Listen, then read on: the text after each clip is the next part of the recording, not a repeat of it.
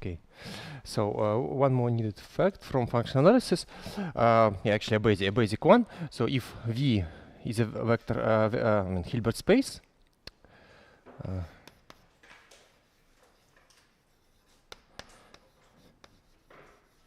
and we have a closed subspace.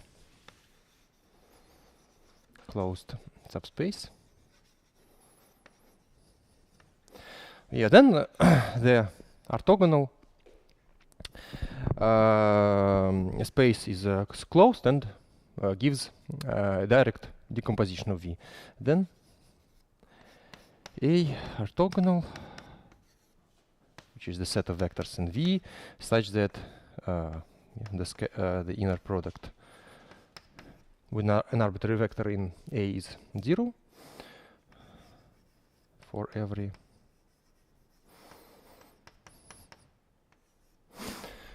then this is closed, and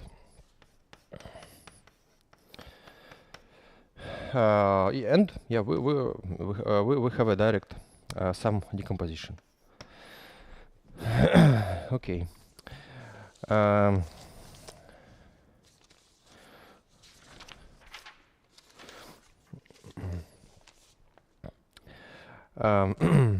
Okay.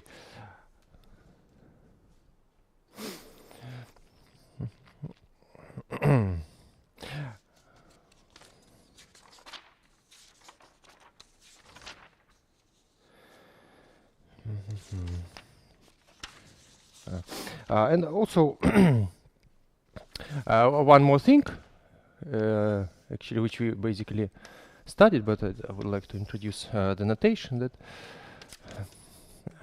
okay, if X is a Riemann surface, then we have subspaces. Yeah, then we have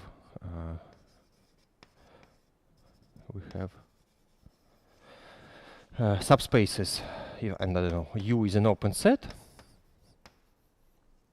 Then we have subspaces of forms of type 1, 0 and 0, 1.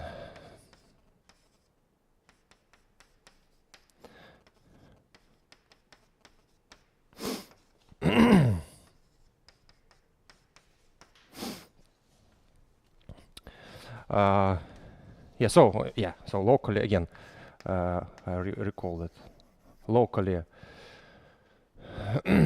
some in coordinate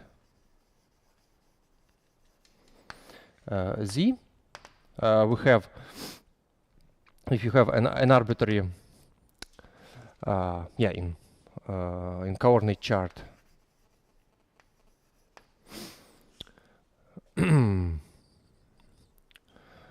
okay, in coordinate Z,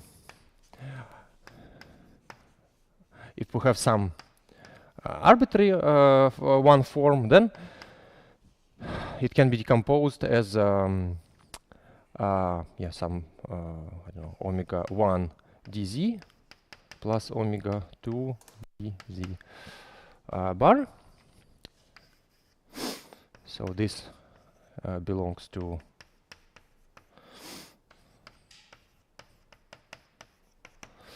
so actually we have a decomposition. So actually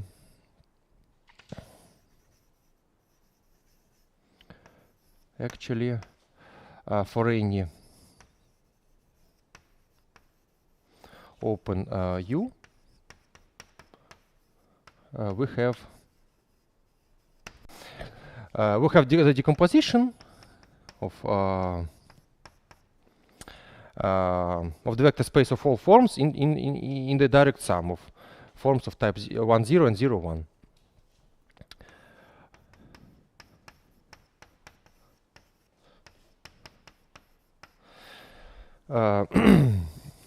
And then okay, and then if we have some function f, then okay, we have a space of smooth functions on U. You can apply the differential and get one form. And then, I mean, since we have this decomposition, we have the projection. Yeah. Epsilon 1, 0 of U. Projection.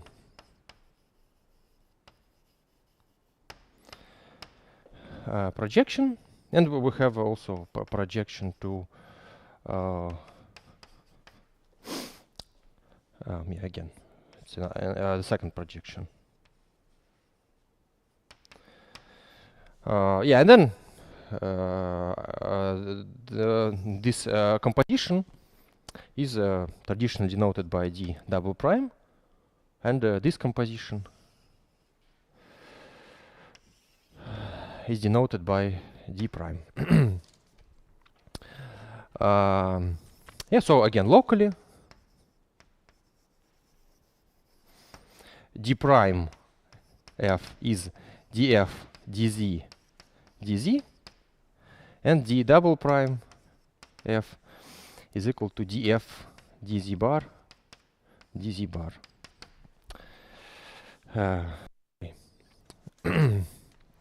Okay, this is more or less nothing new, just a notation. Yeah, is it clear? Any questions? Okay. So I just wanted to introduce these operators.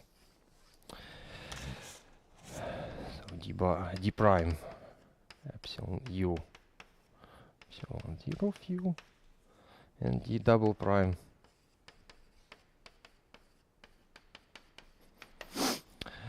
okay. Okay, then we can continue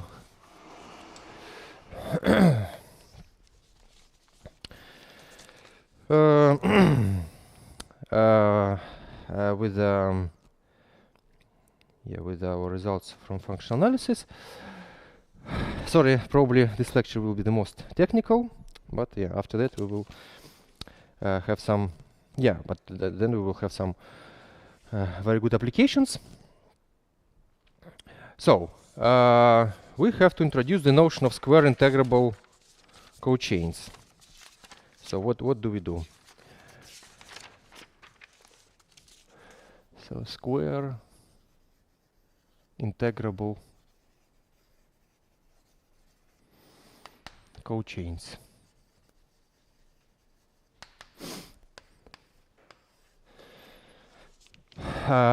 We consider Riemann surface, and we have some family of finite family of charts.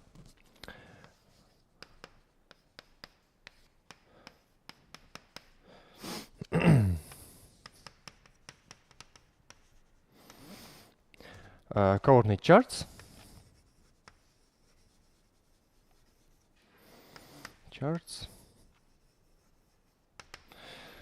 Yeah, and we assume that yeah, such that Zi of Ui star in C is a disk.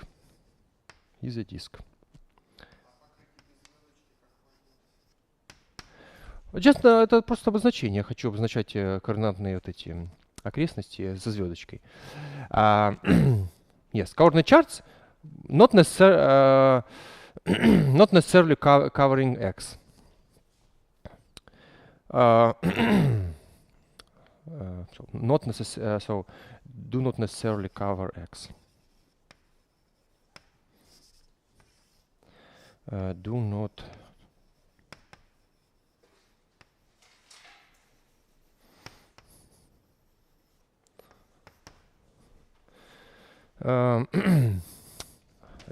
just a finite family of charts, and then now we consider another open sets. So Ui in this Ui star open, and we introduce the notation for the union of these Uis. Yeah, and then we say that, yeah, again, we denote by U the family of these Uis, and by U star the family of UI star. And then the union of U's is denoted by this symbol.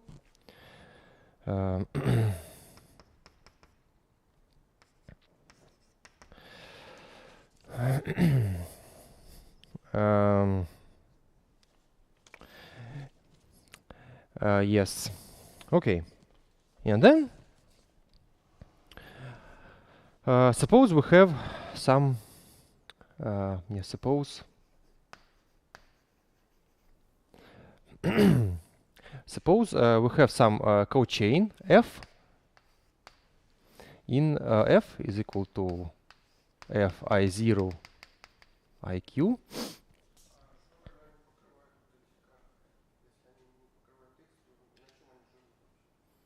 Ну, в смысле, они просто часть покрывают x, часть x покрывают, да? So, I don't know. If this is x, then okay, we just chose a family of they can be, of course, but they can be even disconnected. So I don't know. These are UI stars, and then inside of them UIs.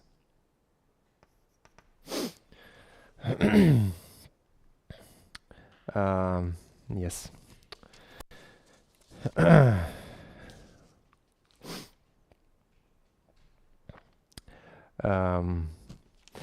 Yes. So suppose we have some cochain. Here, I mean, there are IQ are between 1 and n. In CQ, U UO. So basically, we consider this space. Yes. So we consider the union of UIs. We consider the cochain. Yes, and then define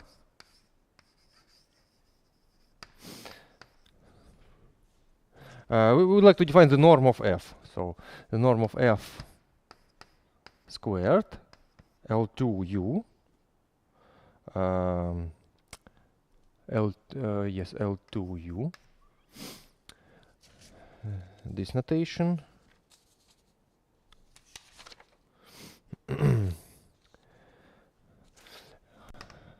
just the sum of these norms, sum I0 IQ the norm of f I0 IQ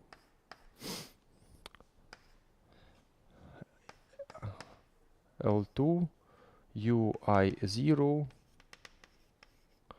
IQ.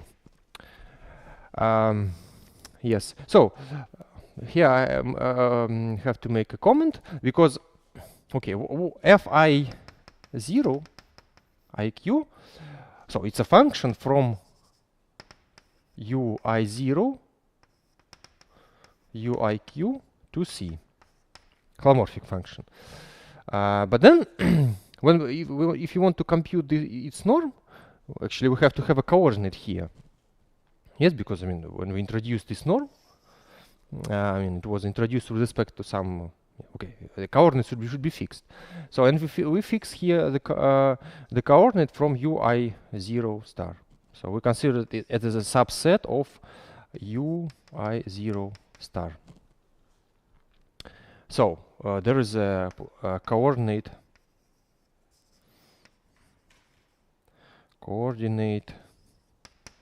ZI0 here.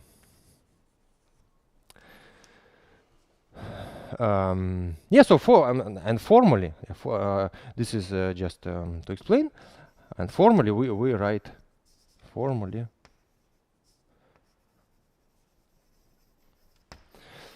so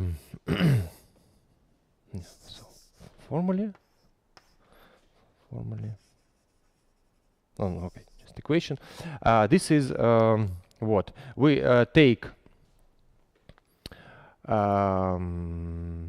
Yeah, so we take ZI0 inverse composition with f I0 IQ in L2 and here we take z I0 of the intersection I0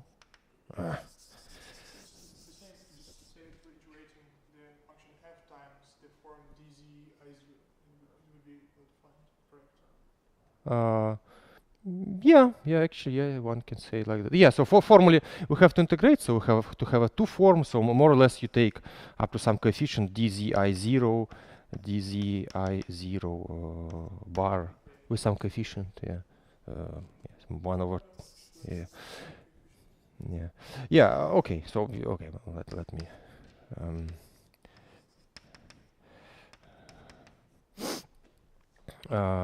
Zi0 inverse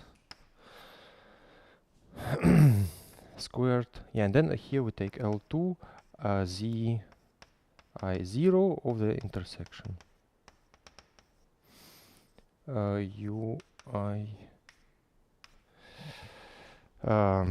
yeah, so this is now becomes a subset in u I0 subset.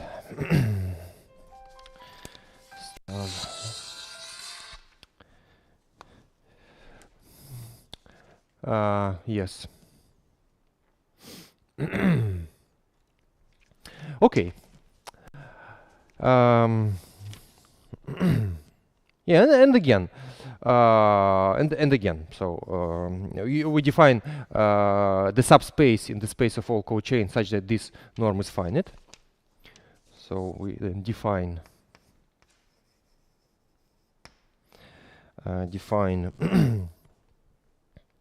CQL2 UO as the subset of a set of F cochains UO such that the norm of F L2U is less than infinity. So it's some subspace in the space of all cochains. Okay.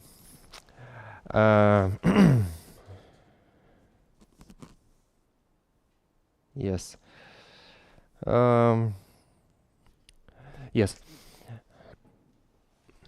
Yeah, and then so we have these co-boundary operators. We have an operator delta from CQ L2 U L2 UO CQ plus 1 L2.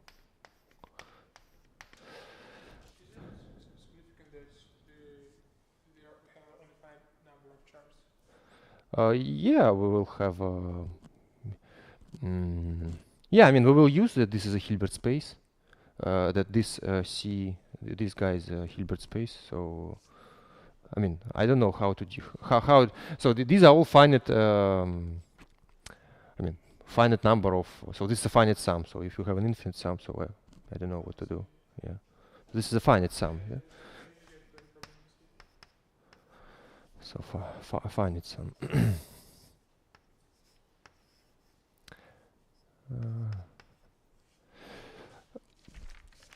Yes. Yeah. So we have yeah. Okay. And this is a Hilbert space. Hilbert space. There's a Hilbert space.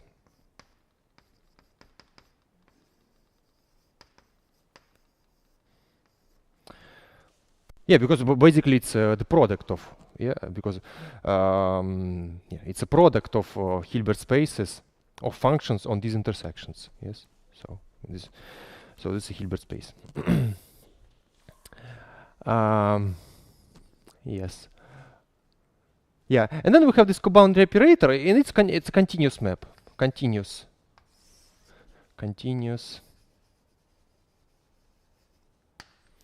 linear map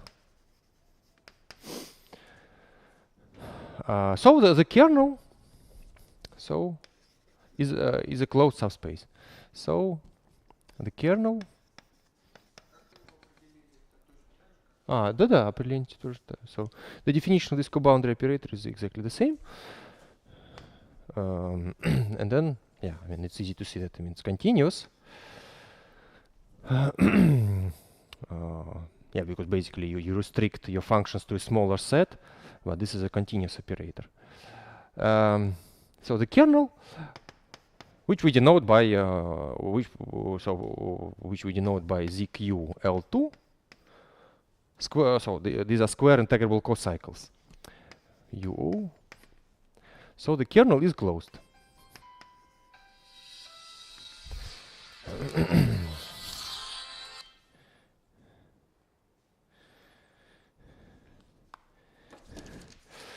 Is closed. Okay. Are there any questions about this?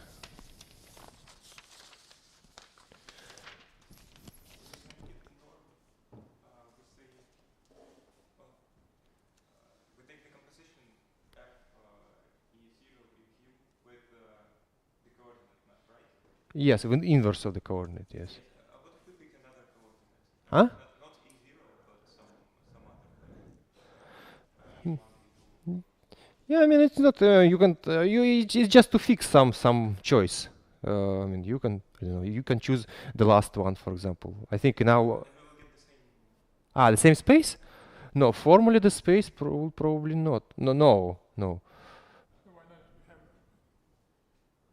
in our definition of Q-chains, you have like all possible combinations of tuples of indices. So inevitable we will have all the indices. The first one is at one of the coordinates of the Q-chains, right? So it will be that's like a permutation of coordinates. I mean, you get an isomorphic space, yeah. Yeah, you are right, yes. Yeah, probably yes. If you choose, for example, the last one, yeah, then the resulting space will be isomorphic. Yeah. Yes. Yes. It's correct, yeah. We just make some choice.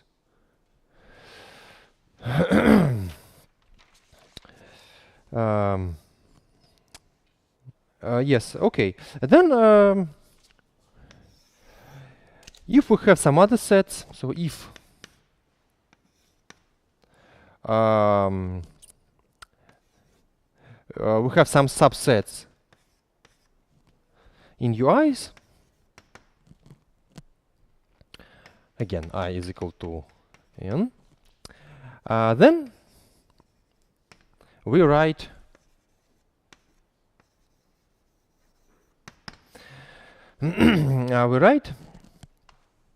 that beta is this symbol U, where beta is the union of these VIs.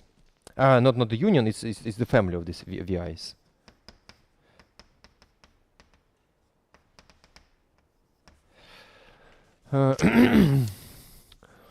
Yes.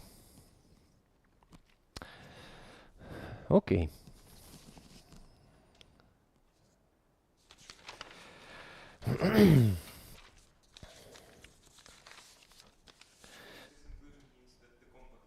Yes. So this means that VI, the closure is inside UI, and VI closure is compact.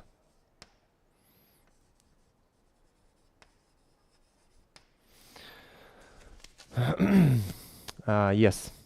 Okay.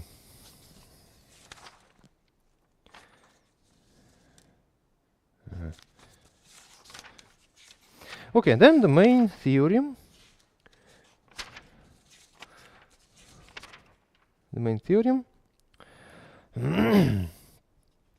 Yes.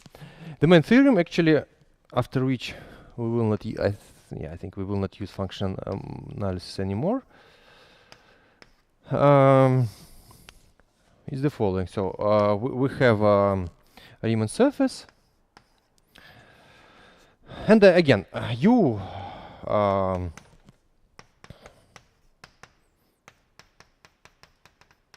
Yeah, as above, as above.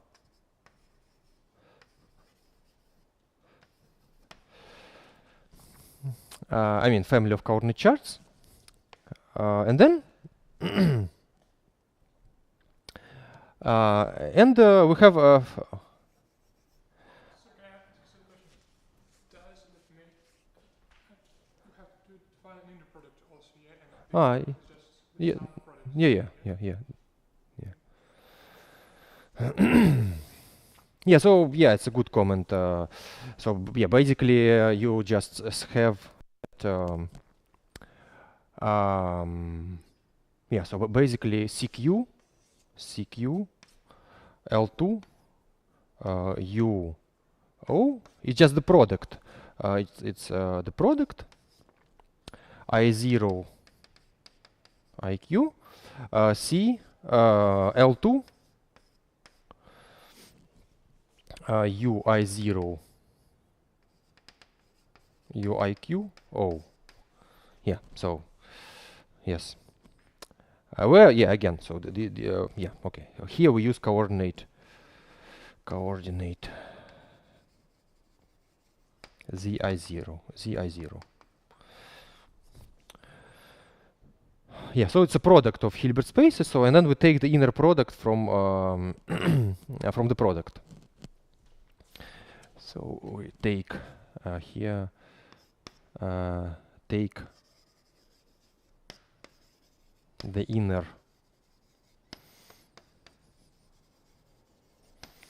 product, yeah, from yeah, the product, yeah. From the product.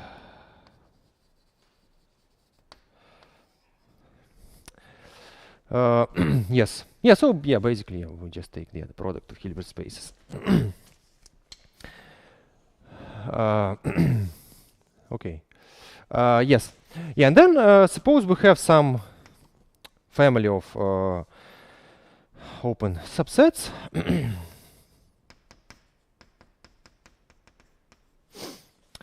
And then we have U, UI,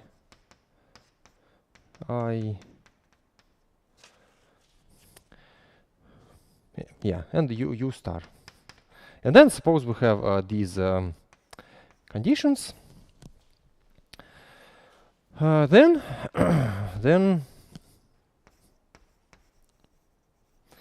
the dimension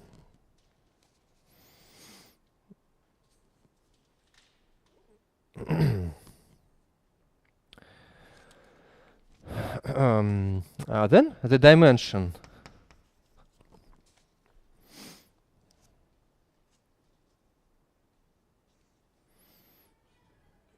U star is U or sorry, yeah, the stars, of course, yes. So yeah, these are coordinate charts, and then yeah, we have inclusion. Then the dimension of the image H1 U O H1 M O is finite.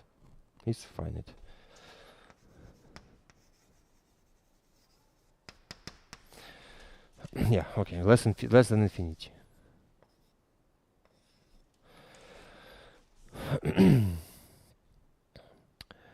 Yes.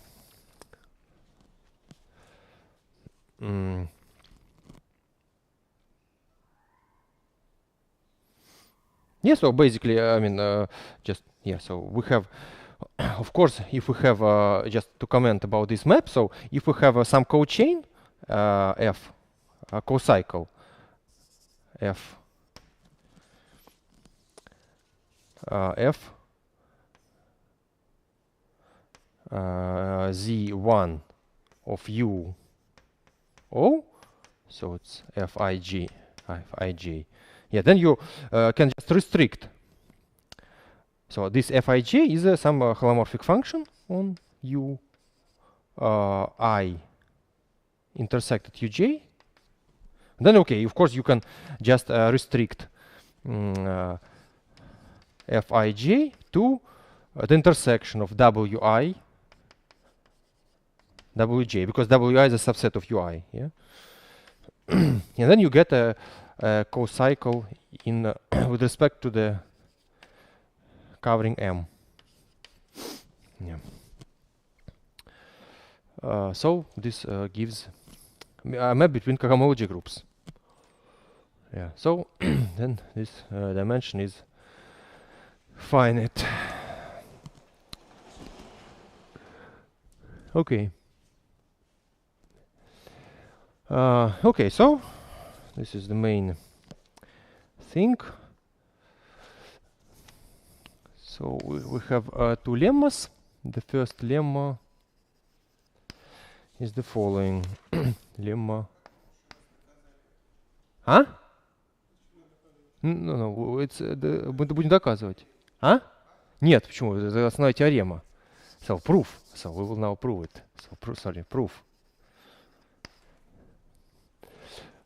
Yeah, the theorem. В смысле, а что вы хотите, что это очевидно или что? Или нет? А, мы не получили. А, sorry, no. Proof.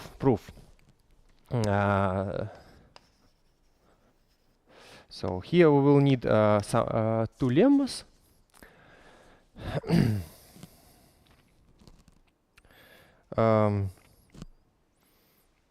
The first lemma is the following one. What we say?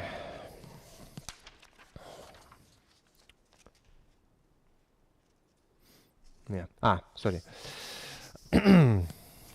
What I want to say.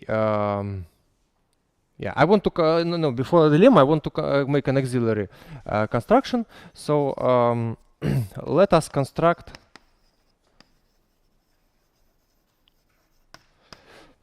VIs in UI star such that we have this chain of inclusions.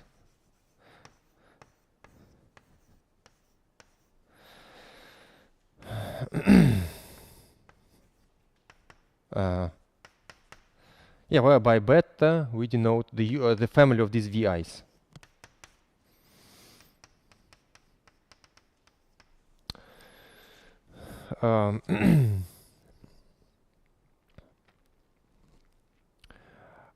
Yes. Yeah, so it's just yes, very simple. So we look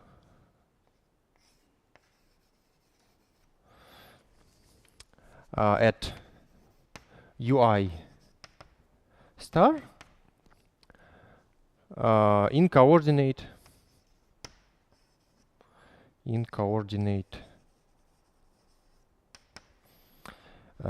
zi. So so yeah, so abusing notation. So we assume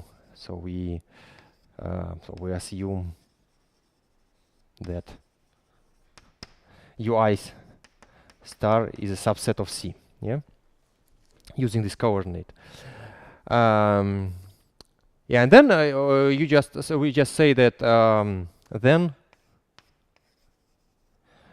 Wi bar is a compact subset of UI so it belongs to UI R for some R.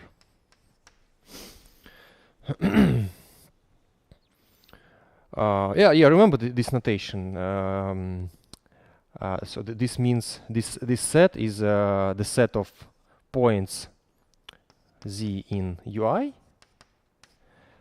such that the disk of radius R with the center in Z is inside UI. Yeah, so what we have? We have UI. Yeah, then inside we have WI closure, And then UIR is something. This is UIR.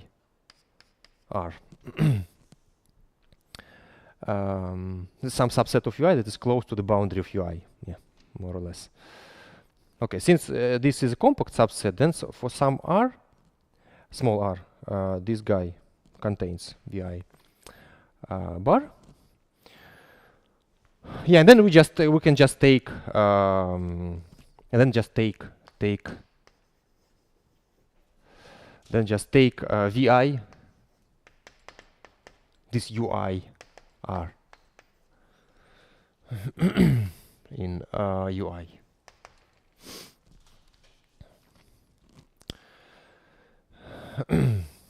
Yes. Okay. Okay.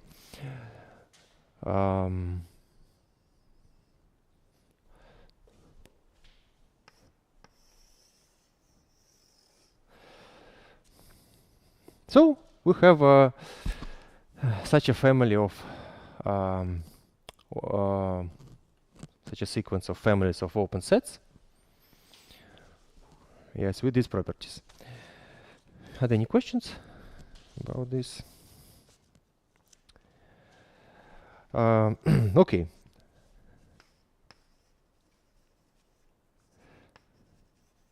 Then the first lemma is the following. It says the following, that there exists some constant c such that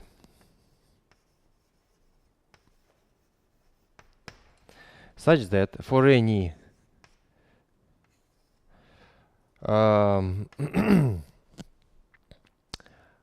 square integrable cocycle z1 L2 beta O, there exists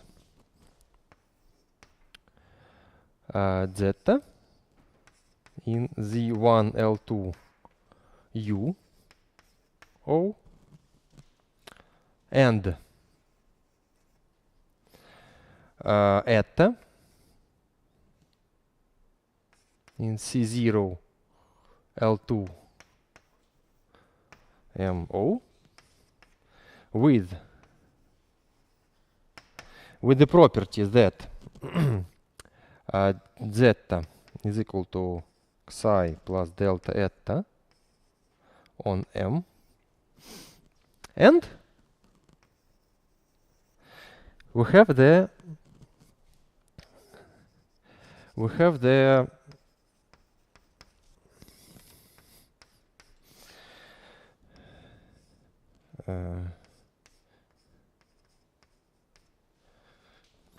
some bound for the norms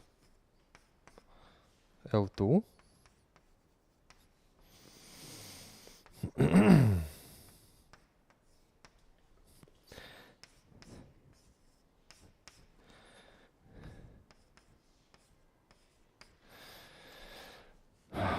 yes.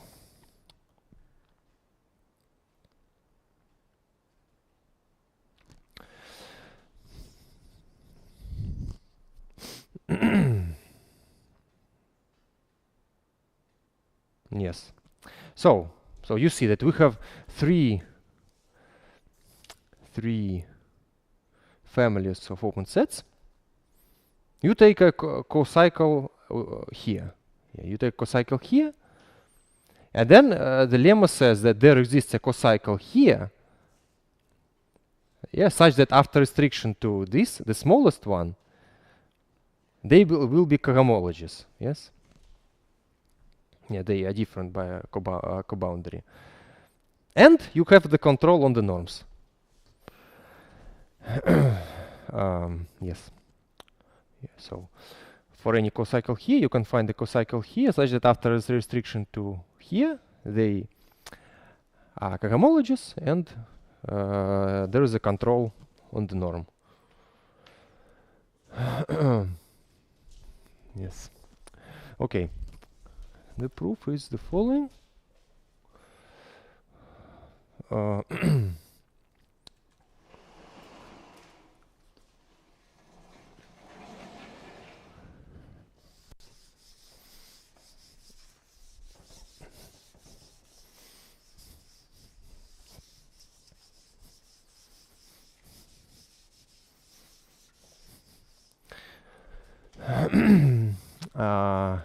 Yes.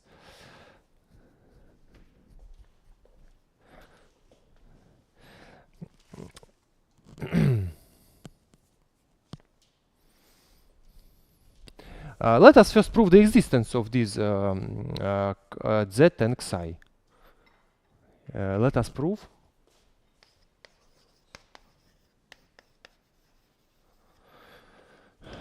the existence of zeta of zeta and eta.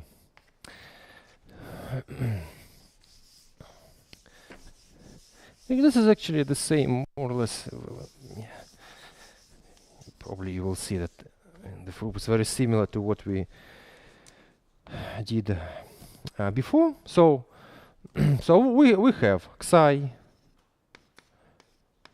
So it's some co-cycle in Z1 L2 beta O. So in particular, again, we use that. So they are holomorphic functions. So in particular, they are smooth functions. So it's a subset of Z1 beta smooth functions. Yes. And then we know that the cohomology of this sheaf of smooth functions is 0. So we know that this is the same. The group of cocycles is equal to the group of coboundaries. So there exists a cochain GI in C0 beta xi epsilon, the sheaf of smooth functions, such that Fij is equal to G J minus Gi on Vi Vj. Yeah, probably. Yeah, so that you probably remember, I probably write here that we have what M consists of the sets Wi,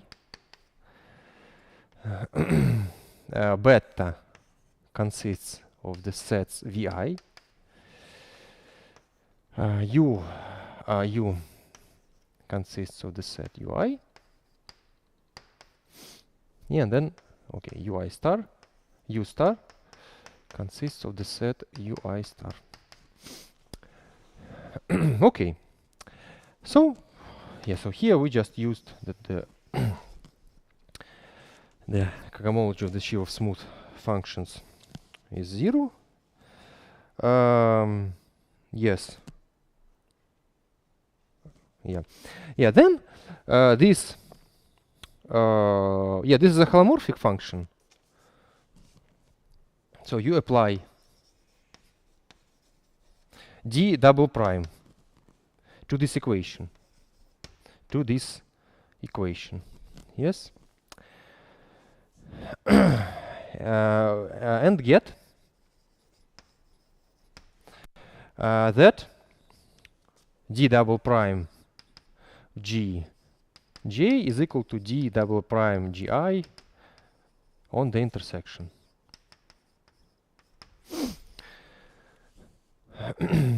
Yes. Yes. So as we already did that several times, this means that there exists a global. All these forms, they glue in a global form on the union of VIs. So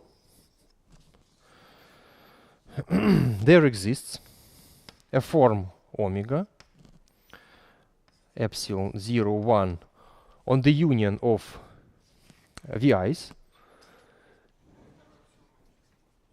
No, that is formally we use the second sheaf axiom here.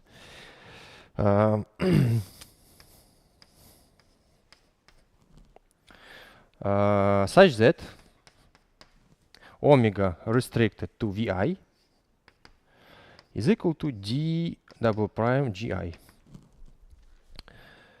Yeah. So yeah, again, I recall that when we write this with these symbols, then it means that we just take the union of vi's. Yeah.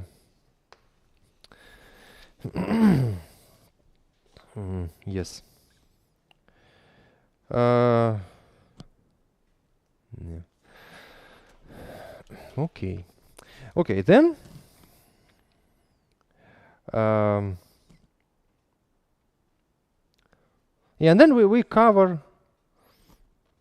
Okay, and then we just want to apply the theorem about the partition. We want to apply the result about a partition of unity. We say that x is equal to the union of vi's union x without the union of wi's bar. Yeah. So okay, what you have? You have x. Yeah, and then you have the union of vi's. Then inside you have the union of wi's closure. Yes. So of course the union of vi's and x without the closure of the union of wi's cover x. So you can construct a partition of unity for this covering. Yeah.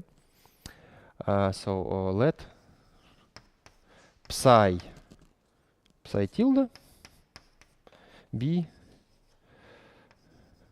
a partition of unity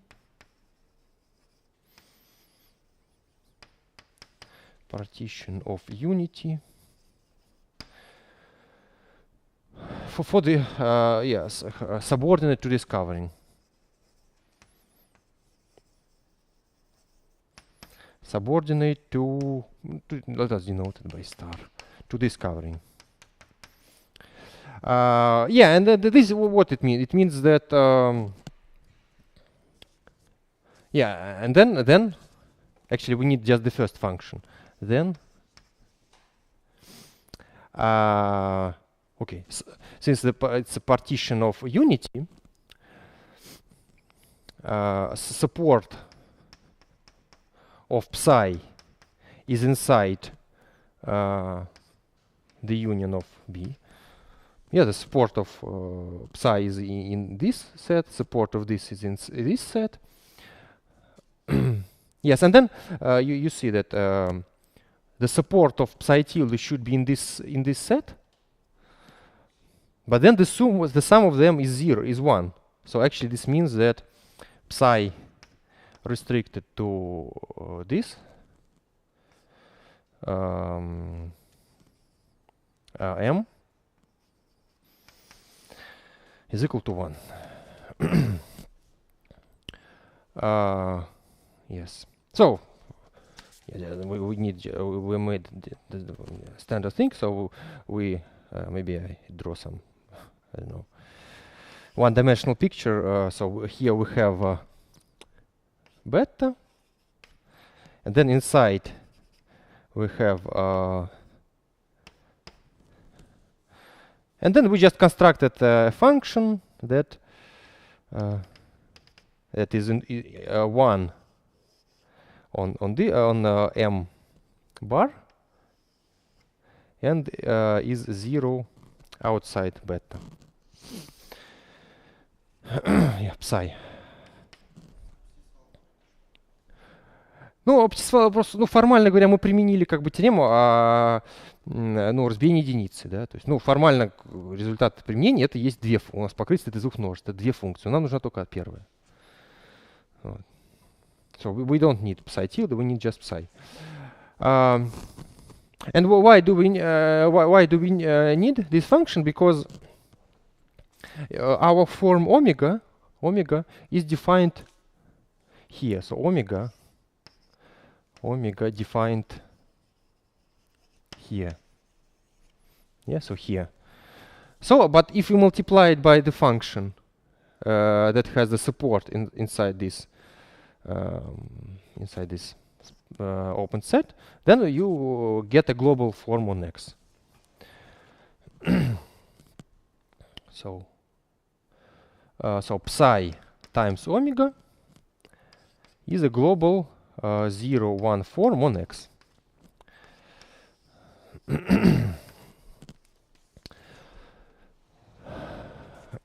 Okay.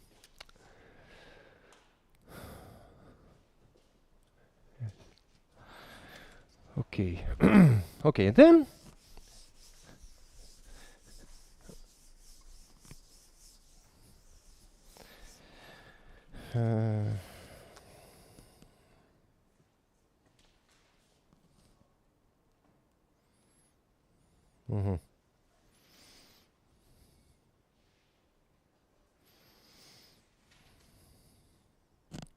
so actually we even okay.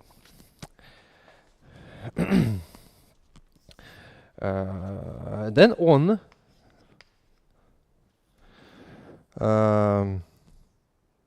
so we can on yeah, so we consider omega on ui star. Yeah, so and then we use that result that on the disk. Remember that we had the result that for any function, I don't know, g smooth function on the disk, I don't know, BR, there exists a function h such that a smooth function on the disk such that dh dz bar is equal to g. Or equivalently, what you could say that d double prime of h is equal to g dz bar. Yeah. So you can reformulate this result in the following way: that for any function g on b smooth function on no, not for any I don't know, g tilde a 0, 1 form on BR, there exists a function h, smooth function on this disk, such that d double prime of this function is g tilde. Yeah, so just a trivial reformulation of the result that we had. And then I just want to apply this result to omega restricted to ui star, because ui star is a disk.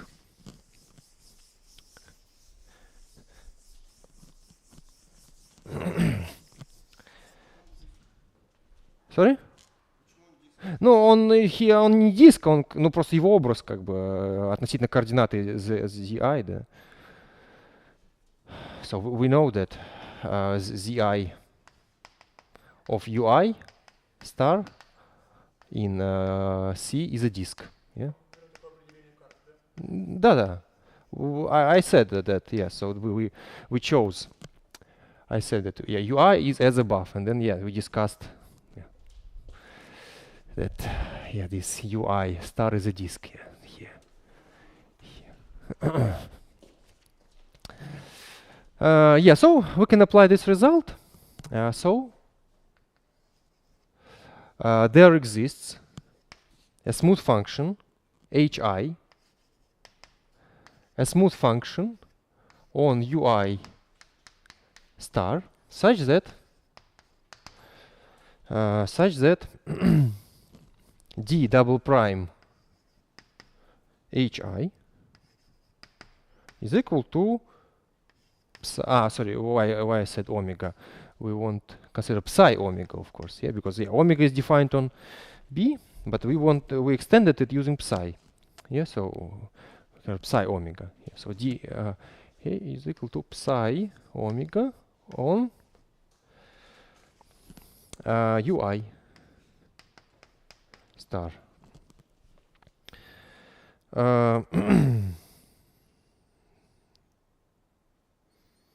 Yes.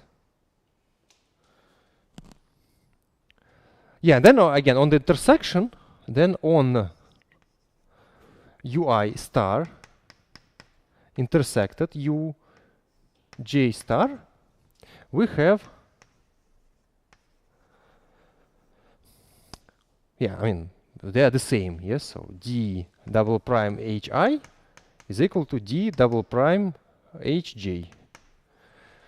Yeah, so it means that this function is the difference is holomorphic, yes.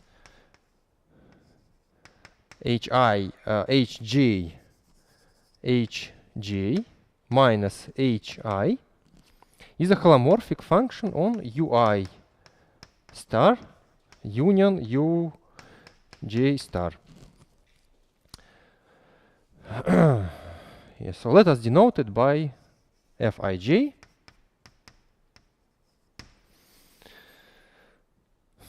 So some holomorphic function on the intersections.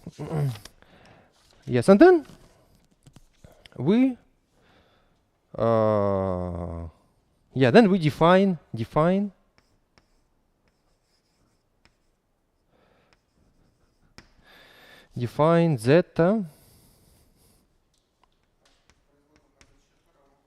Да.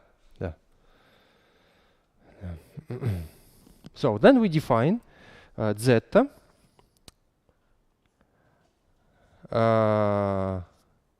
so we just restrict fij to ui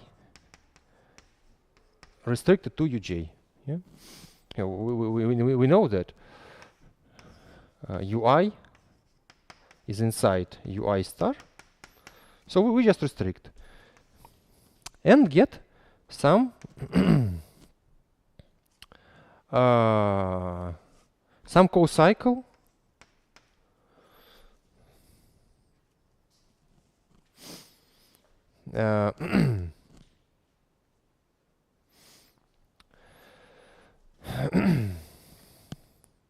yes, so clearly strictly speaking we restrict, so we get some co-chain with respect to the covering U.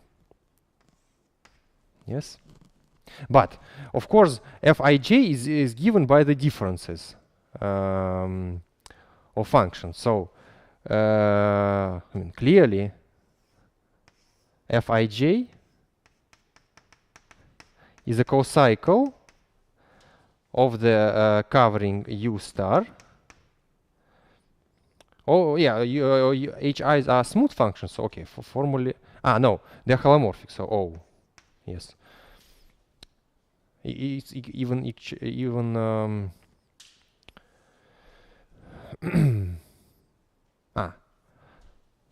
yeah, okay, so it's even B1. Yes, B1, but with respect to smooth functions. Yes, because HIs are smooth functions. So it means that, okay, then we restrict this guy to smaller sets, but I mean, it's still a co-cycle, yes?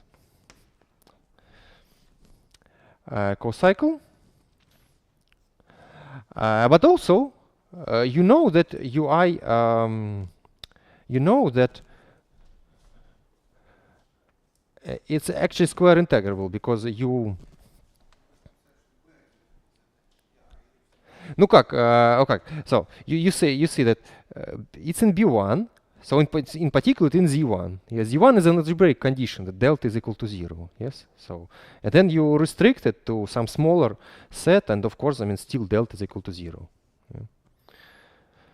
Okay, and then yeah, I claim that it's integrable, and this here, why L2 just because UI uj bar, yeah, it's inside UI star uj star, and is compact. Yes. So these functions are actually holomorphic functions on some open subsets. Okay, I mean the closure is compact, and I mean, yeah, and then okay, and then it's the function is bounded. Yeah, so of course it's integrable, square integrable. So it's compact. So yeah, so this guy is bounded. It's bounded.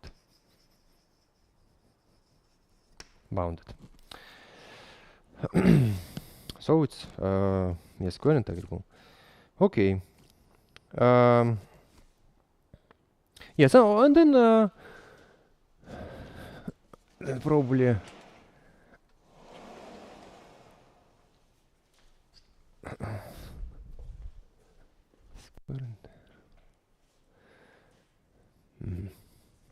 okay. Probably I don't want to erase the formulation of the theorem.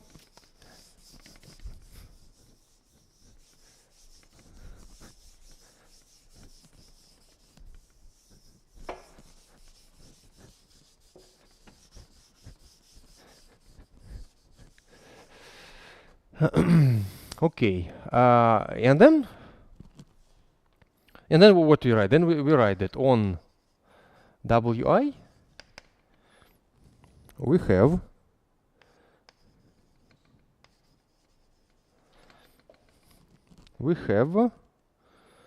what we have d double prime hi. Yeah, I mean yeah. D double prime hi is equal to psi omega, but we chose psi so that it is equal to 1 on Wi, so it is equal to omega.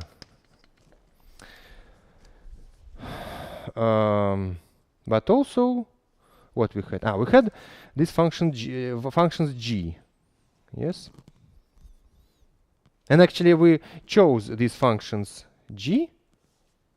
Yeah, you see. Yeah, actually our form omega was constructed as d double prime of g. Yes. So it is equal to d double prime of gi. So it implies that hi minus gi is holomorphic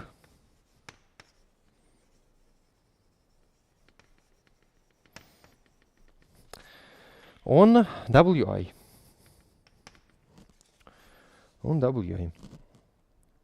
Yeah, then we define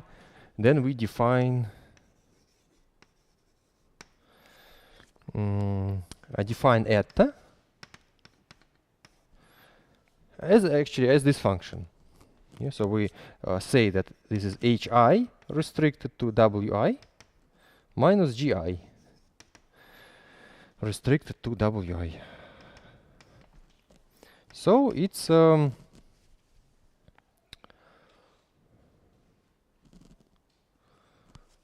C0 M O holomorphic, but also it's again by the same reasons it's L2. Yes, because again gi you construct, so you restrict these functions are restricted to Wi from some bigger sets. Yes, and then you know that Wi bar is compact.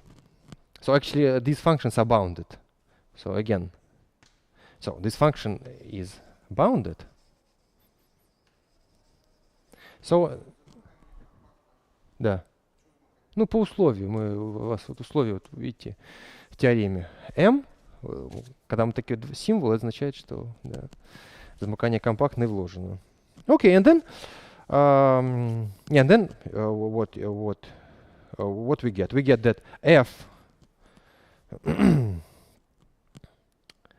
Yeah, and then finally, actually, we get what we want. Yes, so we write that on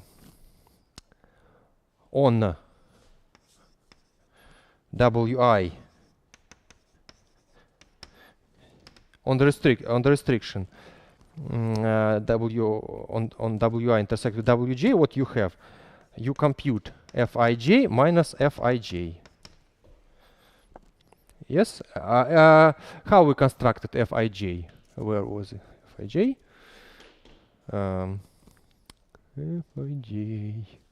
Fij. Yes, you see. Fij. Hj minus hi. So hj minus hi. And Fij was gj minus gi. So it is equal to hj minus hi minus oh sorry, hj minus g j minus h plus minus hi minus gi. Yeah, so and yeah, this, so zeta is equal to psi, so zeta minus psi is equal to delta eta on m.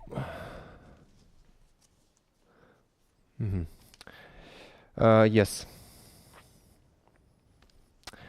Okay. So this proves the existence. So we want to prove the existence of zeta and eta. Yeah.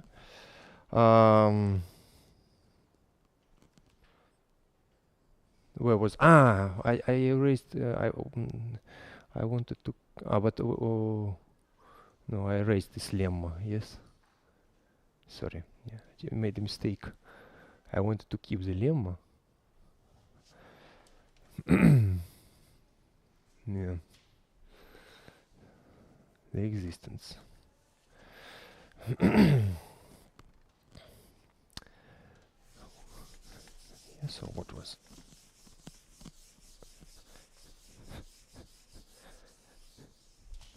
what was actually, I just again write lemma that we lemma 1, yeah, so that we are proving. Yeah, so we are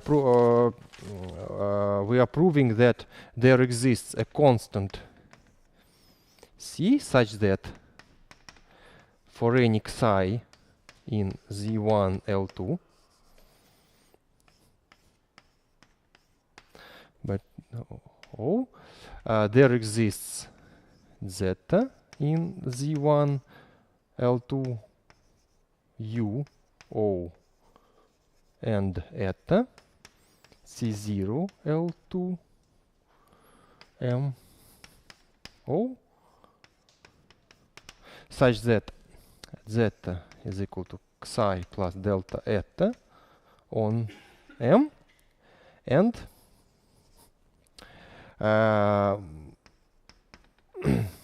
the norm of zeta L2U and the norm we have there is a the resulting norm, the norms of the resulting elements can be bounded by some constant.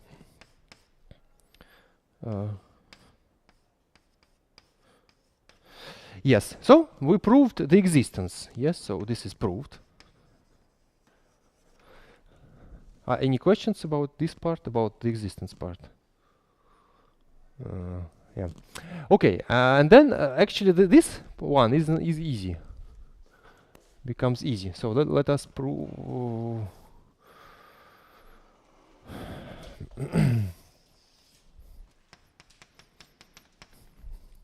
So let us prove this double star.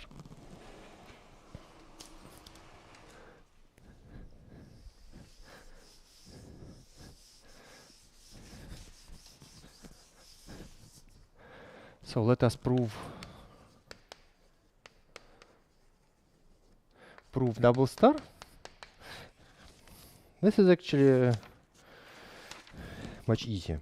So we just what we consider the space Z1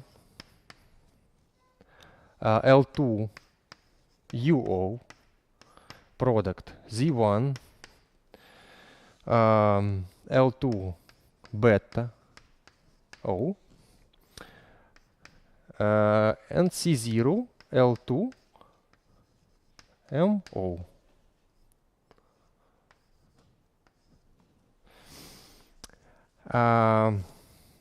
Yes, and then we consider, so it's a Hilbert space, and then we consider the subspace L. So here zeta element zeta, here element xi, here element eta. Yes, so we consider triples, and then we consider the subspace of zeta xi eta such that this condition that we want is satisfied. Zeta is equal to xi plus delta eta on M.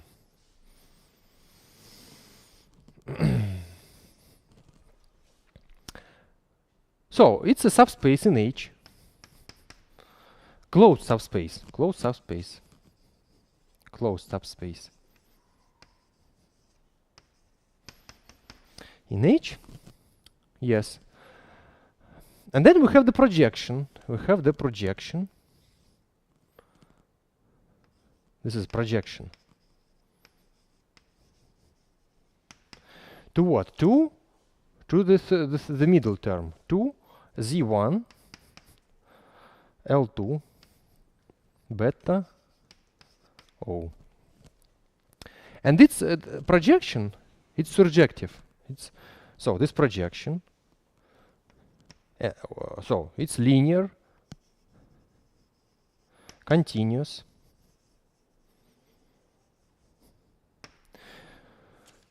and surjective. And surjective.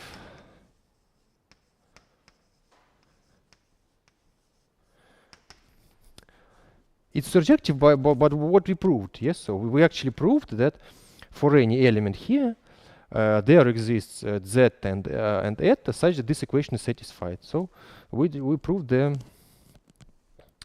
surjectivity of this map. Okay. Ну как, это же у нас же, ну это же гибридное пространство, ну векторное пространство. So, yeah. Yes, and then we apply the Banach theorem. Apply.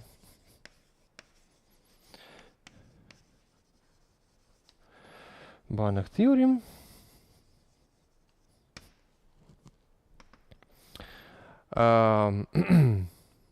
Yes. So it means that this projection. Okay, projection. Let us denote it. I don't know, P. Projection P. P is open. P is open. Yeah, then this implies that the image of the open set is open. So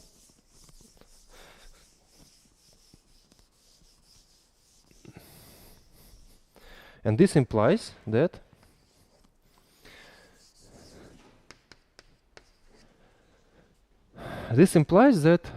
yeah, we have to finish, but we actually we need just a couple of more minutes. So that the union of the ball of radius 1, I don't know, of the set V in L such that the norm of V is less than 1. So we just take the ball of radius 1 is in so it's open. So it contains 1, it contains 0, and then it's open set. So it contains some ball around 0. Contains so maybe it's better. Why it's better to write. So the ball. So the set zeta psi eta in L such that the norm of zeta psi 1 yes, it contains some ball psi in Z1 L2 Z1 L2 beta O such that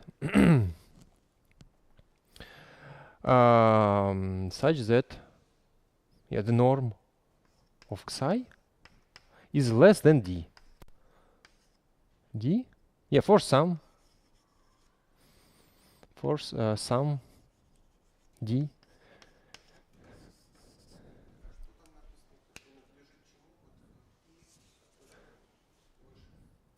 Here? Well. No, это L. I just want to take the ball, you see. Yeah. So, it's just a ball of radius 1 in L. Yes. So, the image of the ball contains some small ball around 0. It means that the map is open. Okay, and then actually we are done. Yes, because then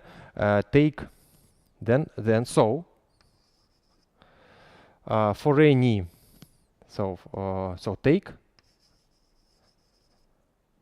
take any psi in Z1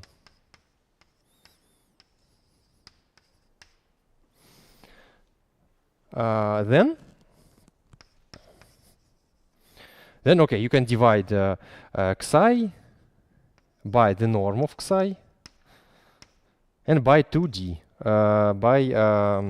multiply by D and divide by 2. Yeah, so then it's inside this ball. Okay, let us denote it. So let us denote this ball by, I don't know, B tilde.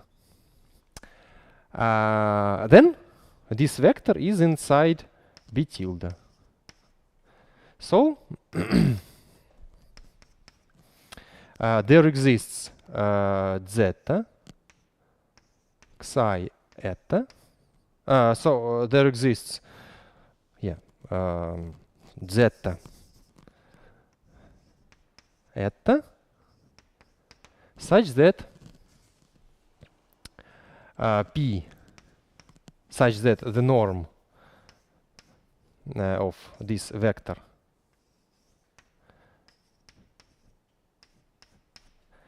no, here we should write zeta D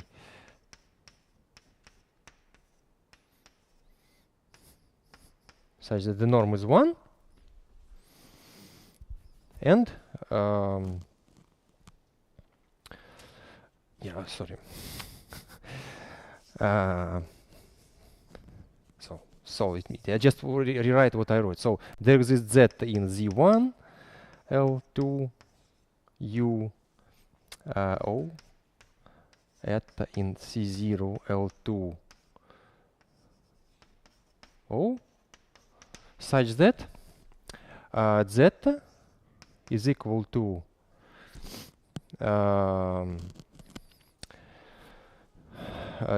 psi D, the norm of psi 2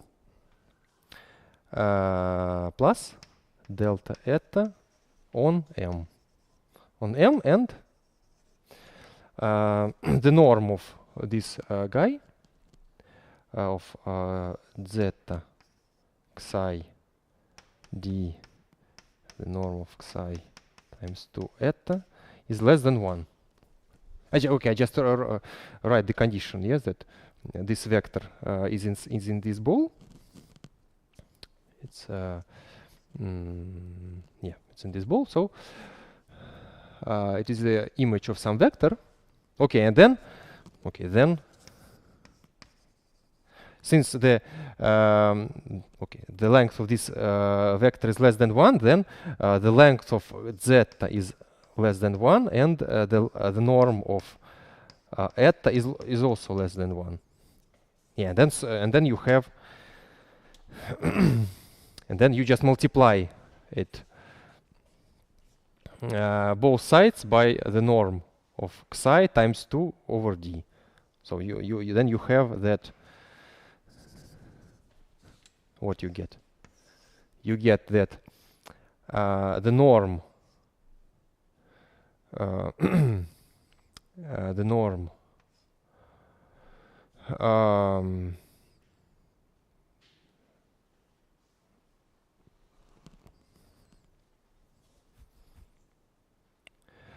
the norm of zeta times 2 over d. Zeta is equal to psi plus delta, and here you write twice the norm of zeta over d times eta. Yeah. So and then you see that here the norm is less or equal than 2 over d, the norm of psi. Yeah. And here also the norm is less or equal than 2 over d, the norm of psi.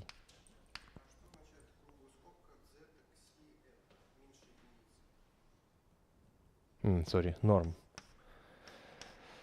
Of course, norm. So it means that c, our constant is 2 over d.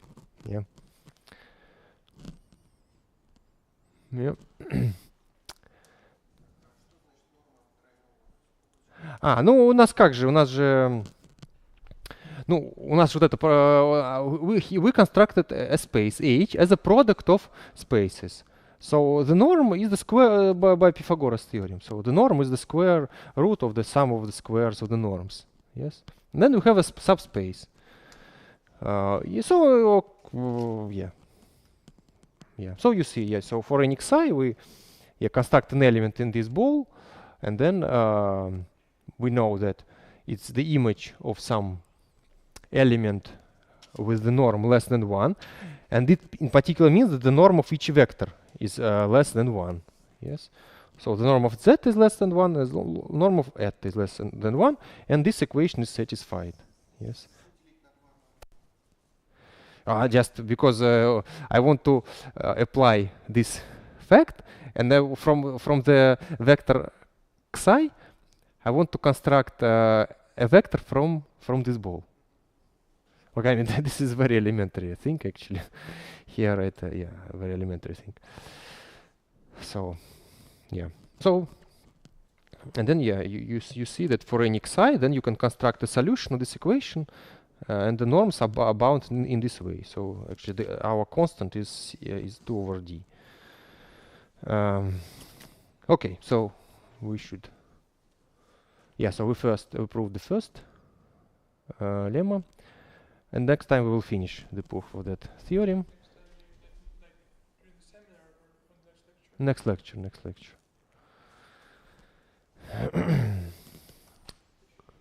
So let us stop now. Make a break, maybe 5 minutes break.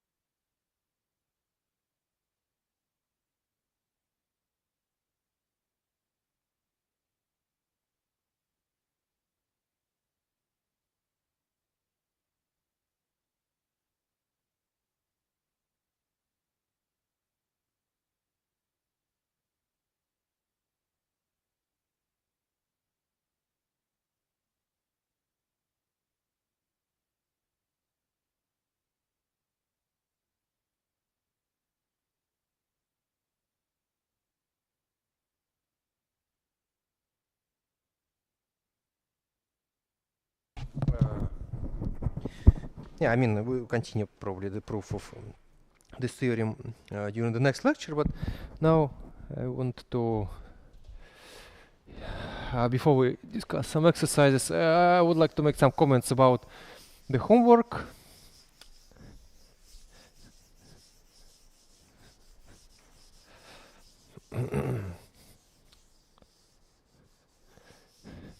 Кстати, вот насчет домашней работы 8, то есть у вас в курсе анализа на многообразие было там вот эти расслоения, что они задаются коциклом, да? Понятно, хорошо. Okay, so a remark about homework.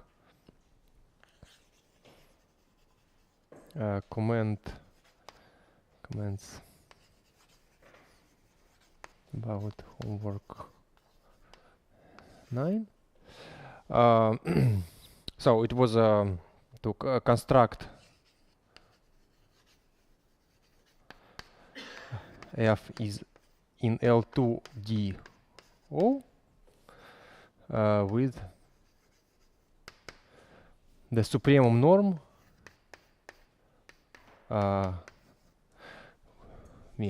equal to infinity, which means construct an unbounded f such that it's in L2.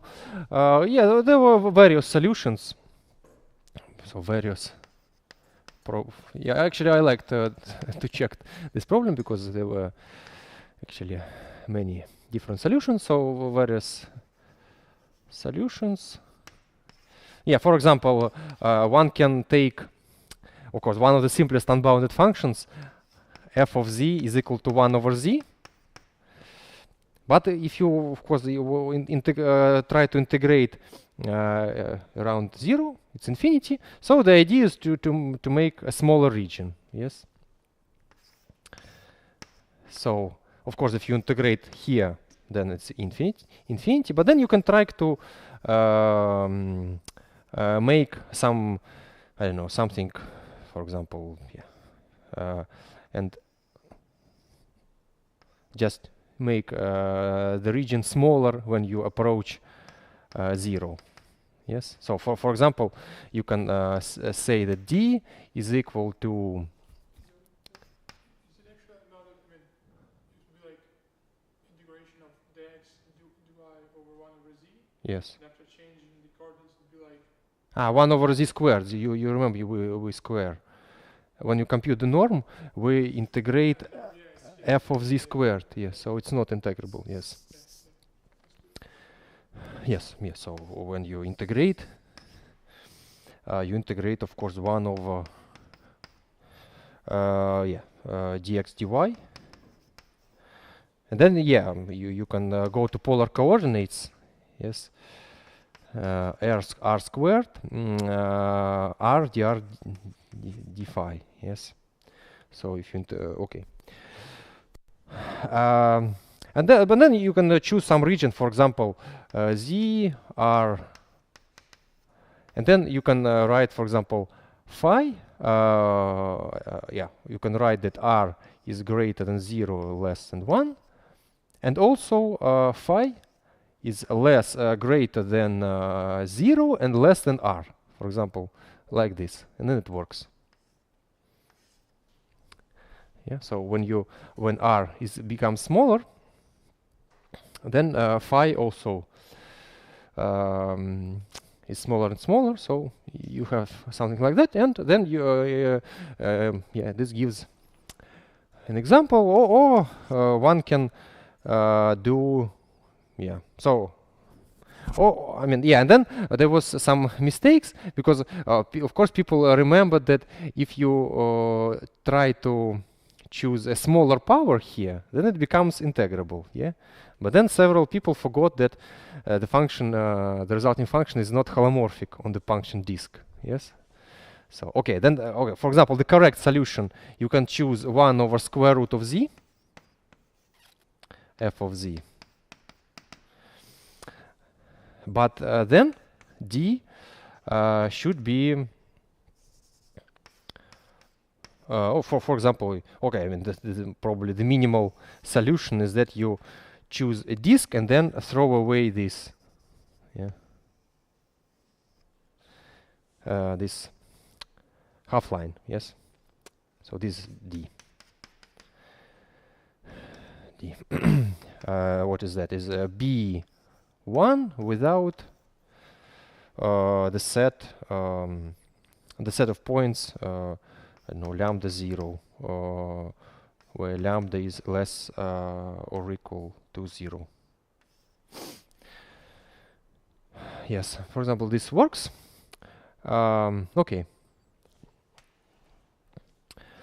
Or I don't know. There was some also nice solution that you can take f of z, the logarithm 1 over z, and d is equal to unit disk. And then again, just to write it, a common mistake was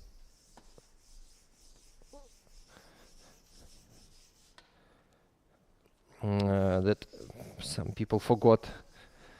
So common mistake,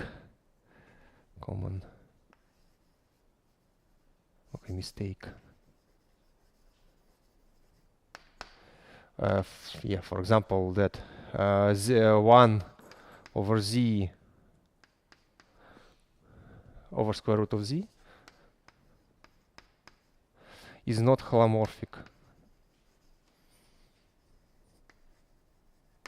on B1 without 0. Yes. Okay.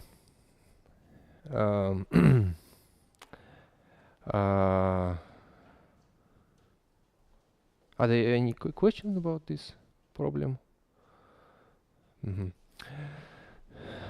The second problem. What was the second problem about? Yes. Yes. Yeah, so it was problem 1.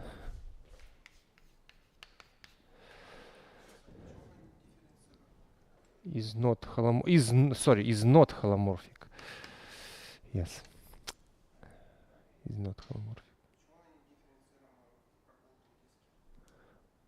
Для начала, как вы определяете? So, first of all, how do you define it? Square root of z on the whole disk. Because strictly speaking, I mean, the square root is defined up to the multiplication by -1. So how to you choose? How you choose the number, the number that you want?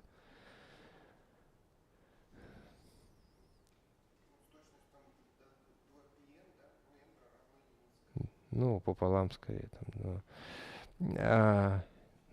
Вопрос, как вы определяете? Вот у вас есть число, да? Вот z. So how to what is square root of z? So, I mean, there are two numbers, yes? So, one is, I don't know, some here, other one is here, yes? Like square root of or minus square root. So what to choose? I mean, it's not, I mean, then there is a result from complex analysis that if you on this set, you cannot make a choice such. Of course, you can choose arbitrarily, but you cannot make a choice in such a way that the resulting function is holomorphic. If you throw away something, then you can define it. Okay. Yes. Yeah. Then the second, the problem 2.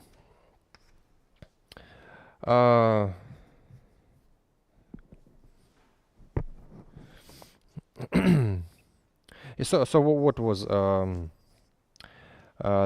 problem? The problem was that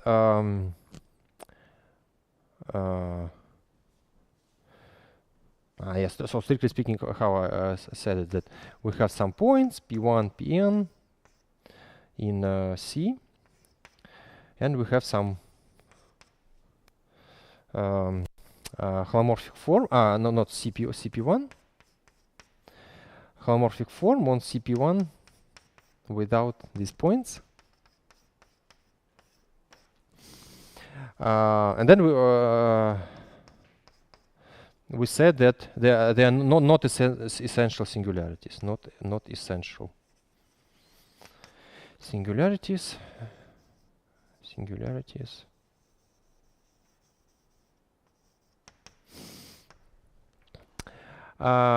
Yes, and then the problem was to prove that. No, not to prove, but to find. But okay, but the result is that prove that some of the orders 0 minus some of the order of pole is equal to minus 2.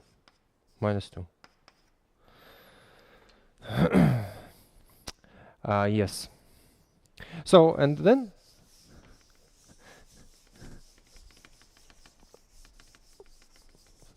actually I think more or less a lot of people solved it, but probably not everybody. Yeah, so what one can say, so solution.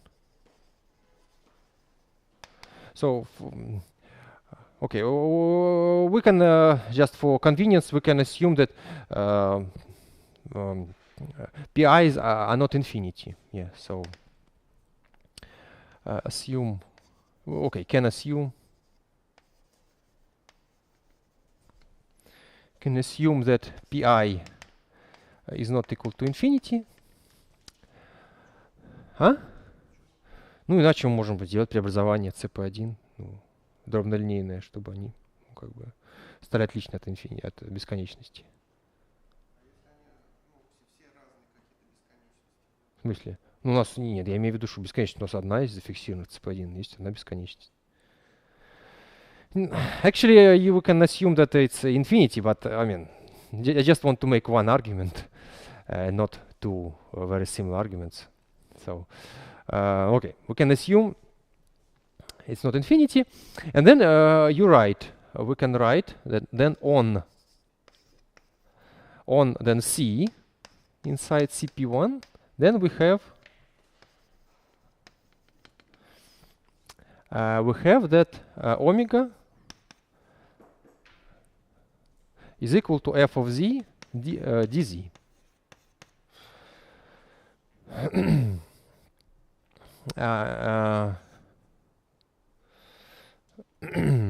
Actually, I mean, it's not important. Yeah, so you can say that. Yeah, actually, yeah, it's really not important.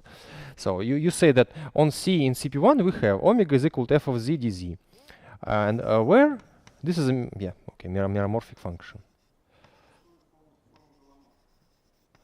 Она голоморфна, ну, в дополнении до вот этих точек, да? То есть, so it's a meromorphic function.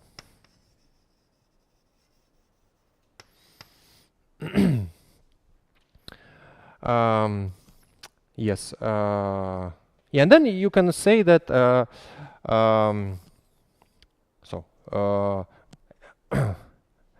Okay, and then you know that it has finitely many poles. Yeah, finitely many poles. Yeah, because the poles can be only at these points. So finitely many poles. And then, okay, take the expansion at infinity. So take the expansion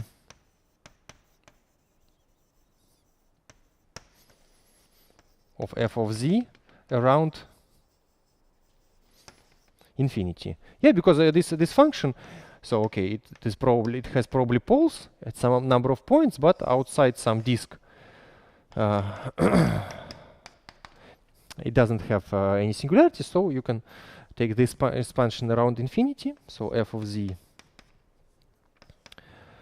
will be equal to sum of ci sum I in z ci z to the power I. Yes, and then then you go to the coordinate. Then you go to the coordinate w equals 1 over z around infinity. And then you get that then omega will be equal to f will be equal to f of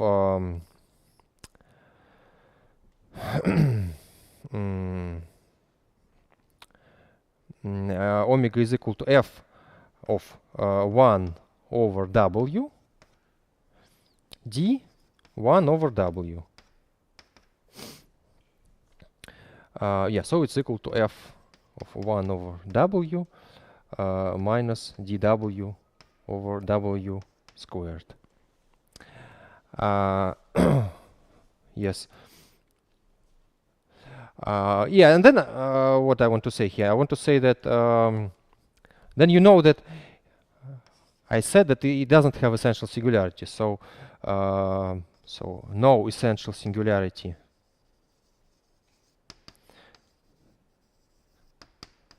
at w equals 0.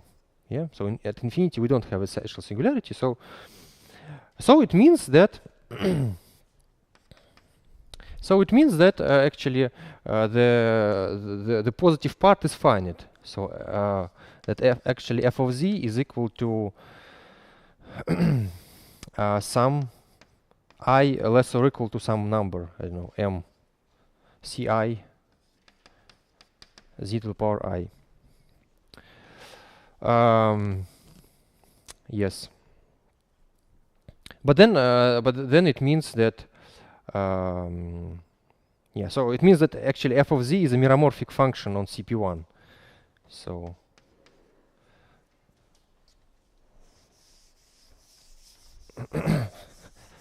so it means that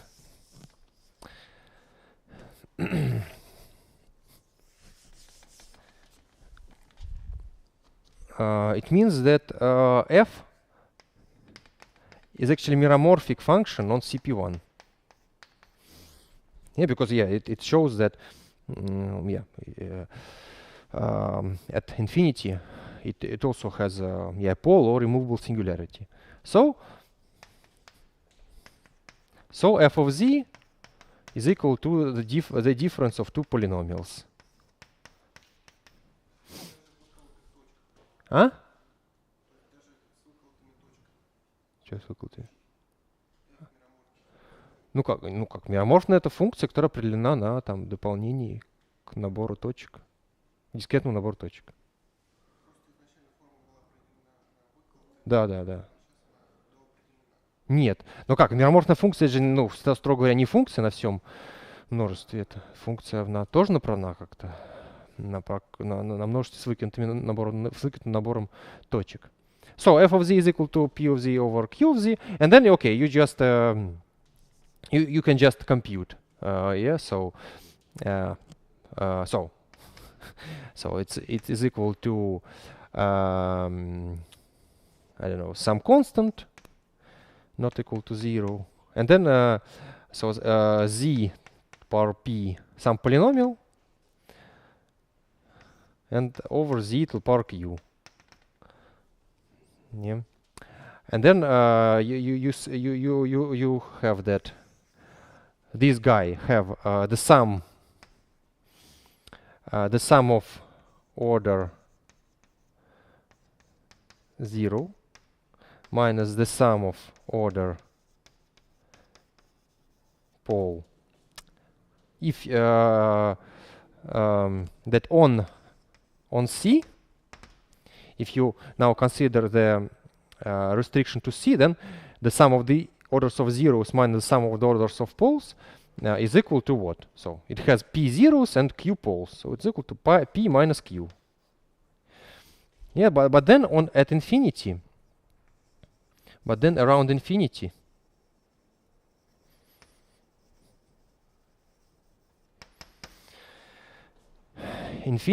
what we have? We have that omega is equal to lambda, and then you substitute here 1 over w to the power p plus further terms, w to the power q plus further terms, Um, yes, and then minus dw over w squared. Yes, and then you can write it as what? So you can write it as a minus lambda. Yeah, here w q minus p minus 2. And then here 1 plus o of w, 1 plus o of w. Yeah, then yeah, it's 0. Okay, it's 0 of. So if then okay, if then I don't know. Okay, 0 of order q minus p minus 2. And then okay, if you sum, okay, when I say 0 of negative order, I mean that it's pole of the order minus this one. Yeah. Okay, and then you see that yeah, the sum of this one and this one is equal to minus 2. Minus 2. Yes. Okay. Are there any questions?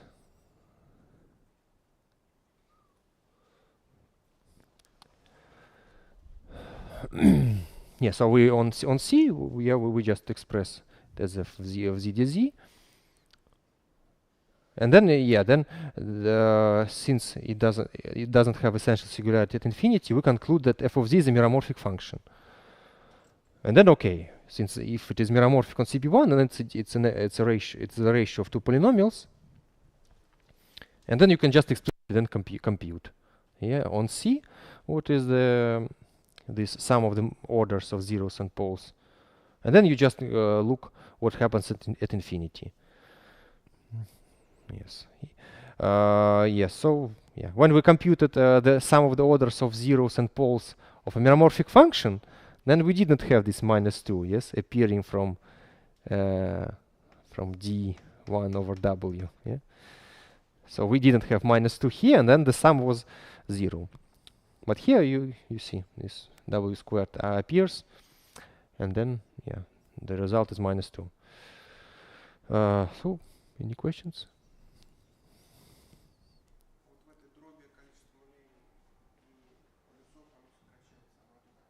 В какой дроби? Yes. So what? So this is z to the power p plus smaller powers. Yes. So here you have smaller powers, but then I multiply the numerator by wp. Then it means that in the numerator we have 1 plus some powers of w. Ну мы же в нуле только смотрим, правильно? То есть мы изучили, что происходит вне бесконечности, а дальше просто мы хотим посмотреть, а что в бесконечности. Да. Нет, почему? Ну, у нас как получилось, что на c, да, сумма порядков p минус q, да, а дальше в бесконечности порядок q минус p минус 2. Ну и сумма минус 2. Ну как, мы явное вычисление, как мы же взяли c как подмножество cp1, а дальше вот сказали, что cp1 это c плюс одна точка, как бы. Ну, здесь, конечно, используют, что это cp1. Ну,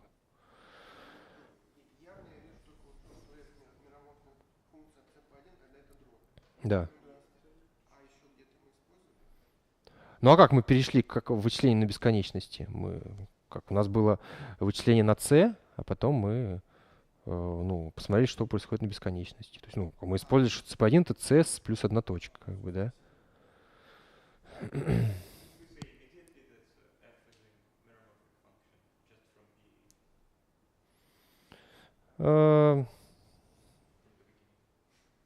Yeah, in principle, yes. So. I mean, we are told explicitly that there are no essential singularities. Yeah. Yeah, but I mean, okay, of course, I mean, I don't say that it's complicated. I mean, of course, it's easy, but I mean, you have to say something. Yeah.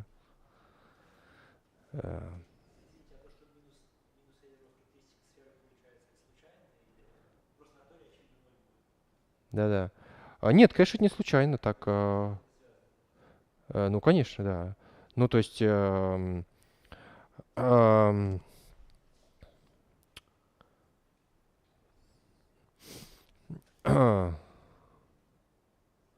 как, но это, в принципе, этот результат и есть. Мы же, есть же у вас результат из топологии, что сумма индексов особых точек векторного поля, да? Вот, то есть, ну, причем там надо применять теорему, как бы, что, ну, особые точки векторного поля, может быть, там, как бы, может какая-то бесконечность происходить. То есть, короче, если есть, да, ну, поверхность, ну, или даже любое многообразие там ориентируемое, да, нужно ориентированное многообразие, да, то есть и компактное, замкнутое, компактное, да, выкинули какой-то набор точек, и там вот взяли векторное поле, да, то есть взяли какое-то многообразие, да, выкинули какие-то точки, ну и взяли всюду не нулевое векторное поле на вот этом множестве. Вот. Ну тогда сумма его индексов, да, вот вокруг этих точек, это будет Эйлер-характеристика. Вот. Ну, это, в принципе, здесь как бы и... да. Но это и получается, да, вопрос. Ну, а форма — это же элемент как бы двойственного пространства, да? Вот. Ну, в принципе, оно...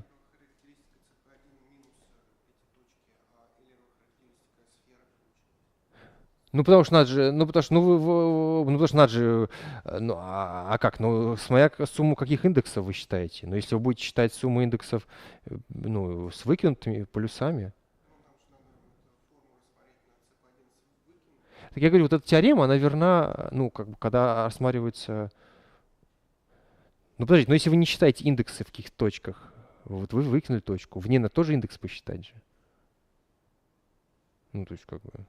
Но если вы будете считать индексы во всех точках, кроме этой, ну, вы получите... Не, ну, кстати, там все-таки... Не, ну, в общем, ну как, теорема говорит так, надо взять компактное многообразие, да? То есть как вы, так все-таки нельзя брать. То есть нельзя взять, все это проделывать. Нет, так точно нельзя, конечно. То есть вы что, вы предлагаете считать сумму индексов на некомпактном многообразии? Та теорема не верна. Да. Некомпактная, конечно. Теорема не верна тогда. Ну сколько тут CP1 без точек? Ну как, любая сходящая последовательность должна иметь, любая последовательность должна иметь сходящую подпоследовательность. Ну вот вы взяли сферу, выкинули точку, взяли последовательность точек, которые сходятся к этой точке. Любая последовательность должна иметь сходящую подпоследовательность. Также в компактах должно быть. А это неверно здесь.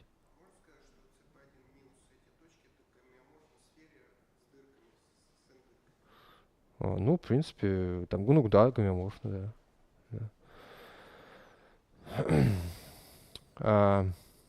Okay, so if there are no further questions, yeah, then we can discuss. А? Нет, никого не было. Okay, so if then we can discuss some again some problems related to holomorphic forms. Yeah. So let us discuss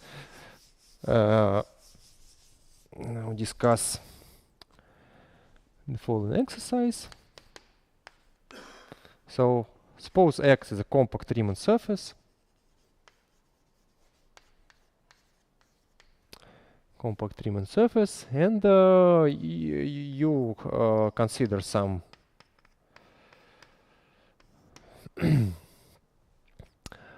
finite set, and you have a holomorphic form X without.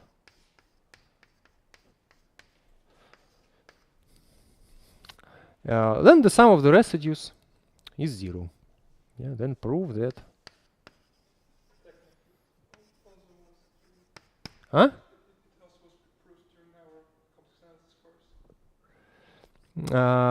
Ну, что ж, okay, but okay, well, then show.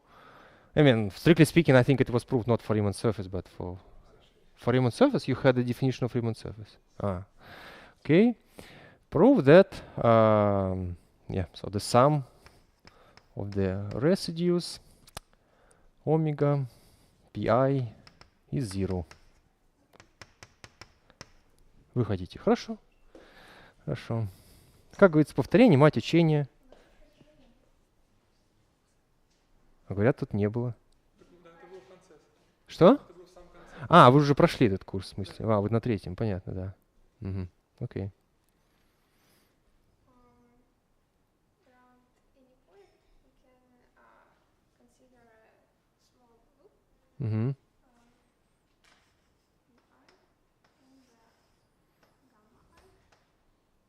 and gamma I, and the interior is ui.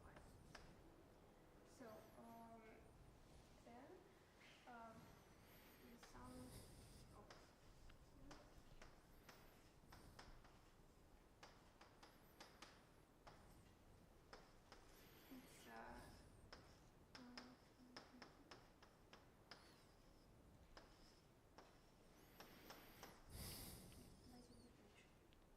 Угу. Окей. and it is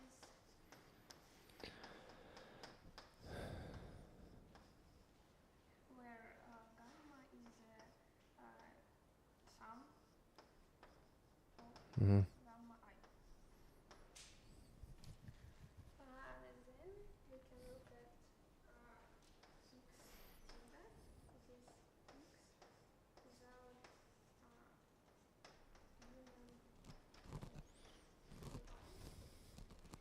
and the boundary of x tilde is minus gamma.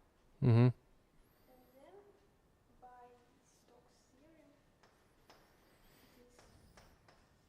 it is minus.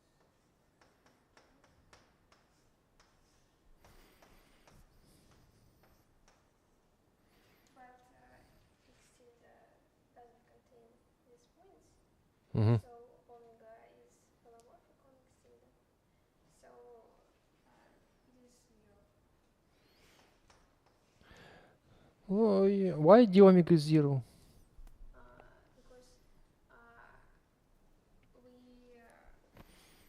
в общем, мы получим dz. Ну, а почему 2? А почему?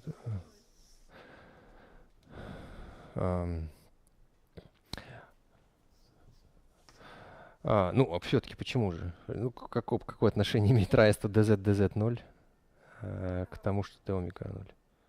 Ну, это как раз у нас омега в омеге dz, Мгм. это применение, Мгм. что d как раз будет на z квадрат. Yes, okay, yeah, this is fine, yeah, okay. I just write what you say, yeah, so you say, so this is 0, yeah, and then, so just to maybe to give some details, so you can just say that locally omega is equal to f dz, yeah, and then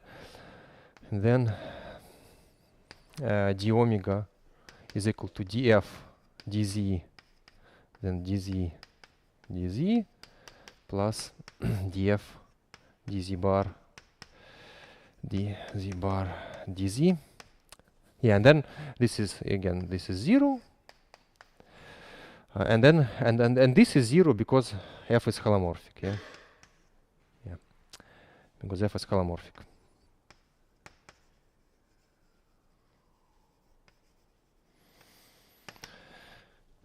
Yeah, so any any holomorphic one form is actually closed. Yes. Okay. Yeah, this is correct. Yeah, this is fine. Thanks. Yeah.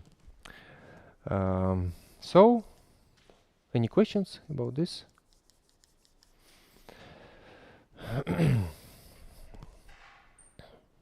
Yeah. So I don't remember we said that explicitly, but yeah, it's good to understand that any to understand that explicitly, that any holomorphic one form on the Riemann surface is closed. Is closed.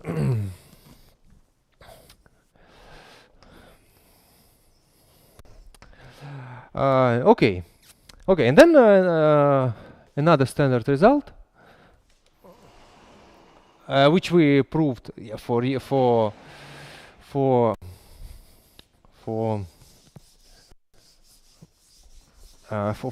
sphere, about the sum of the multiplicities of 0 and poles on a sphere. So, but yeah, this is true for any Riemann surface. So suppose we have some meromorphic function, so f, so x Riemann surface, x compact Riemann surface, and f max to CP1 meromorphic function.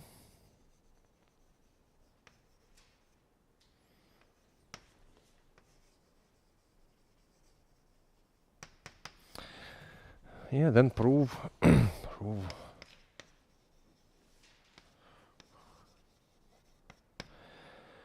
that sum the orders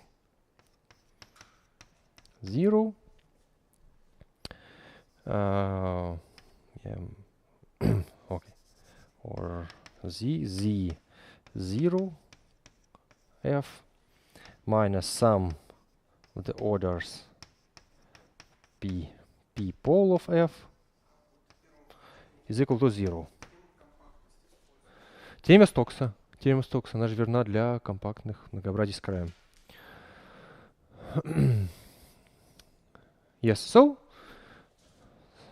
prove that the sum of the prove that for any meromorphic function on a compact Riemann surface, the sum of the orders of zeros minus the sum of the orders of poles is equal to 0. So then we should use like the argument principle. А? Принцип аргумента. Ну, я не знаю. Ну, какой аргумент, короче? Надо его привести. Yes. Okay, show it.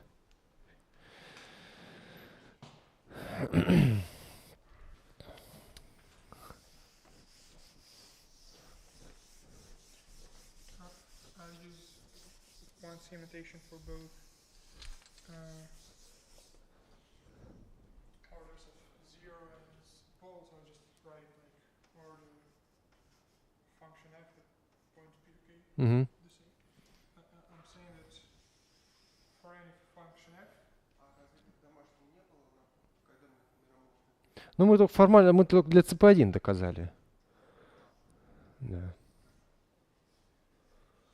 If I remember correctly, it's something like this, right?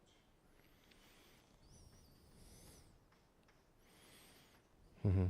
No, let us show it how why is that. No problem. We consider function locally. Mm-hmm. So there is a coordinate z. U is a chart.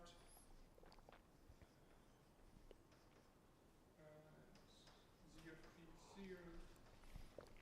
Then f conversion to the form z power n g of z, where g is a holomorphic function not equal to 0 but p, right? Mm-hmm. Then df is nothing but n z to the power n minus 1 g of z plus, is it too small? I don't see it. Yeah, I guess. Just larger. So f is equal to z to the power n g of z, and df is equal to n to the power zn minus 1 g of z plus z to the power n g of z prime, of course. It's derivative. And then df over f is nothing but n g to the power of z over z plus g of z.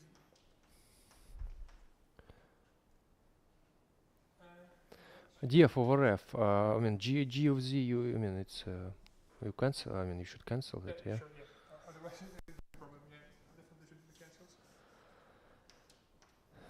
Yeah. And here we have this part. Yeah. DZ. Is yeah. Yeah. I think. Yeah. Then here, yeah, again. So also DZ. Yeah. Mhm, Yeah. mhm. Yeah. Sorry about this. Now it's clear that well, this is holomorphic, right? Mhm. Because well, around p at least. Mhm. So therefore, we can explicitly compute the minus one the term needed to get the residue of the form. Yeah. So we get the residue dn over f p is equal to n, which is exactly the order of fp. It's called arguments principal argument. Принцип аргумента на русском. Мгм. Наверное, тоже какое-то название есть, я не помню. So that's it. Yeah. And hence we get that sum of the orders of f to opponents on x is nothing but sum of the residues of that form, which is holomorphic form if f was not zero, which is zero by the previous exercise. Mhm. Yes.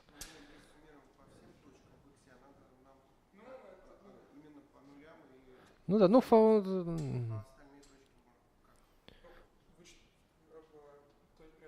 нулевой точкой это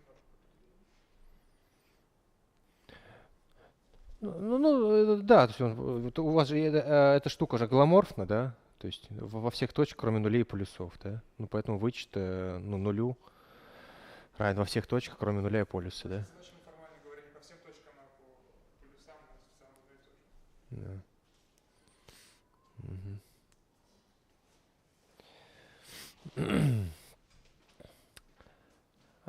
Yes.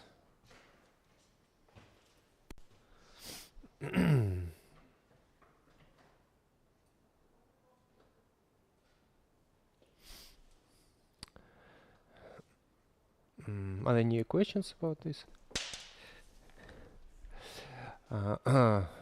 Actually, there is a small remark here that you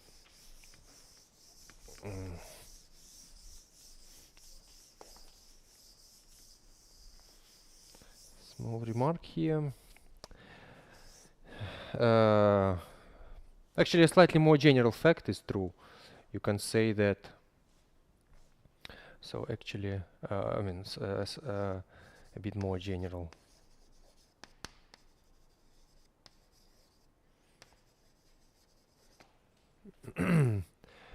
General fact, result, that actually for any, okay, again, under the same assumptions, that X is a compact Riemann surface, F meromorphic,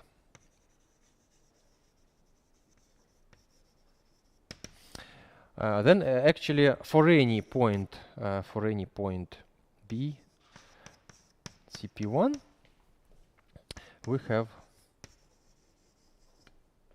then for any point I mean the sum A in the preimage of this point F inverse of B.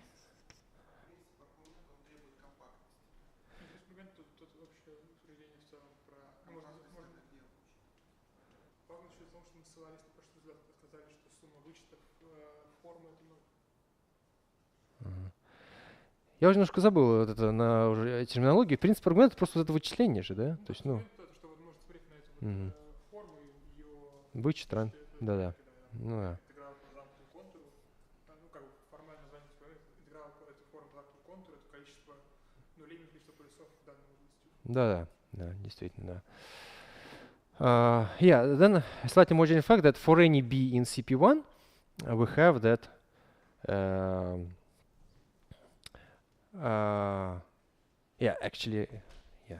then for B in CP1, we have that the sum of the the multiplicity of f at A doesn't depend on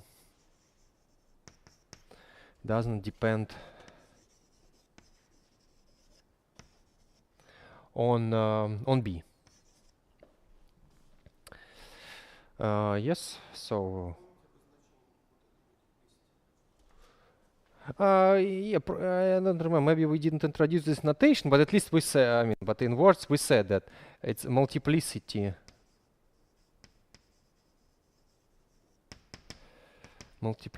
of f at A.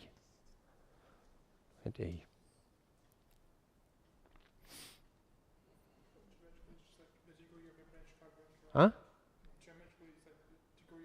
Yes, yeah. Yes. So I just I recall that what we said. We said that so we had the general thing that if we have two Riemann surfaces, f x to y, so, and then here we have A, and here we have B is equal to f of A, then we have a coordinate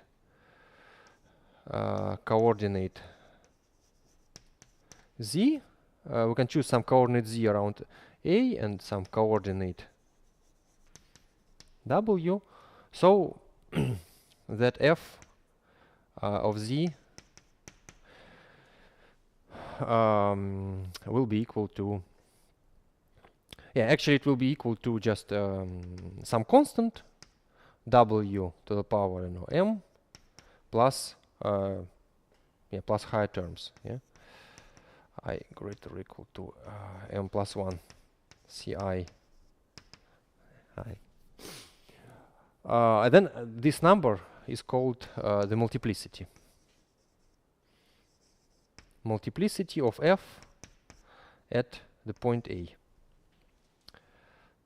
So coordinate z, such that z of A is equal to 0 and w of B. So if we have an arbitrary map between Riemann surface, then we can take a point in X, and then choosing some coordinate around A and some coordinate around B, then this map locally looks like this, and then this number, the smallest power, is called the multiplicity of f at this point. Yes. Then of course you should should require that not constant. Yes, so non-constant. Strictly speaking here also. But no. When we say meromorphic, then of course, non-constant. Of course, we should say that non-constant. Otherwise, it can be identically 0. Yes. So. Okay. Then this result is true. That you can. So you see you have people some. Okay. So you have your x, and then it maps to CP1. Then you for any B, you can take the pre-images of this point B. This is F. You can take the pre-images, and then if you sum the multiplicities at the pre-images, then this doesn't depend on B.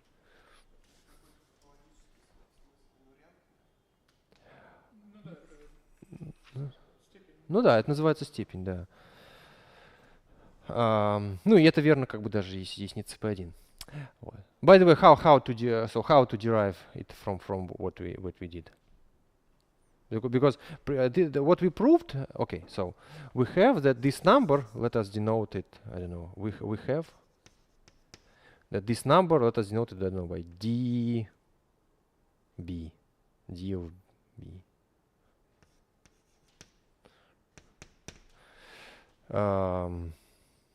D of B doesn't depend. I didn't finish. Doesn't depend on B. So I mean, before we proved. I mean, we have just proved.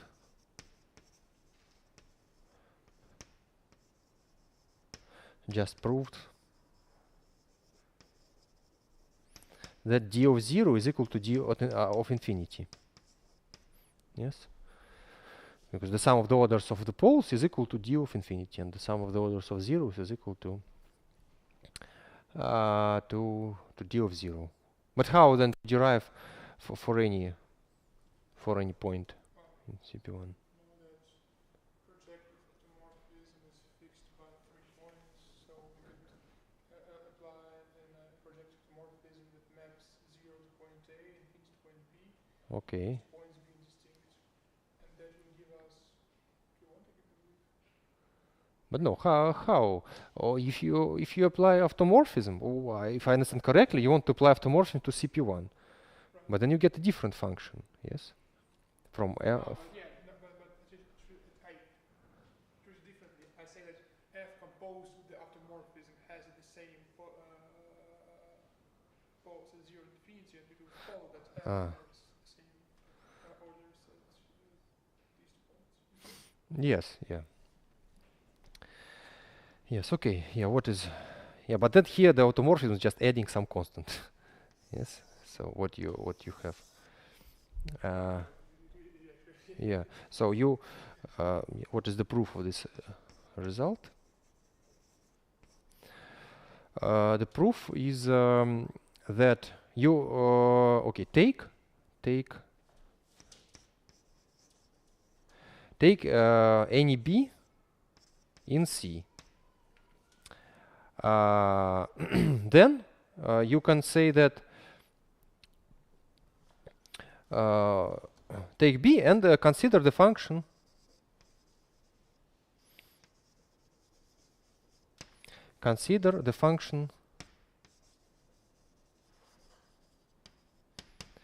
the meromorphic function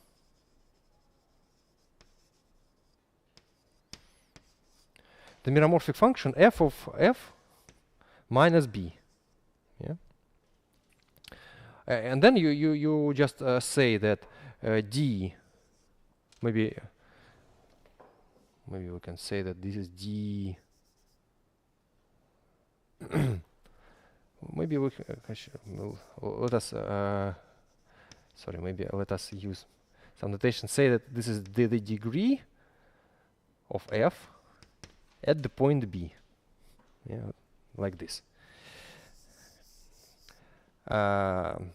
Yes, so the degree of f at the point, we proved that the degree at the point 0 is equal to the degree at the point infinity.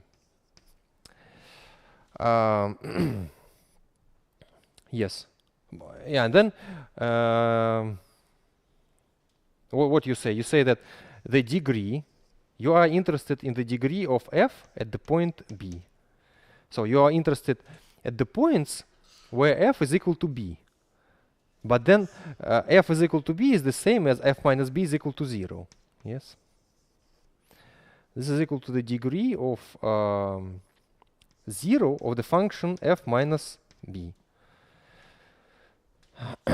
Then you apply what we have proved, that this is equal to the degree of infinity f minus b. And then you can see that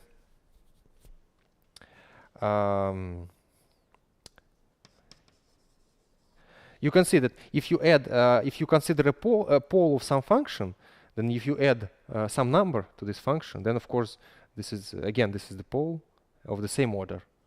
Actually, so the poles of f minus b coincide with the poles of f, and the orders are the same. So this is equal to the eigenfinity of f. Yeah. So this proves the claim.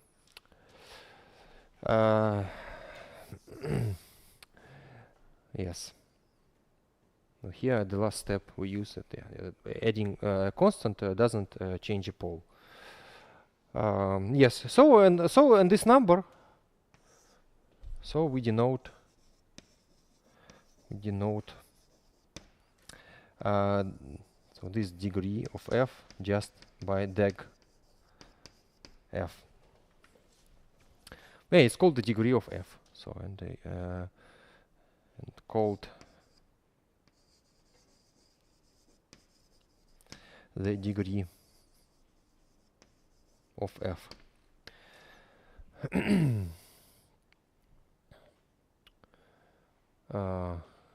Yes.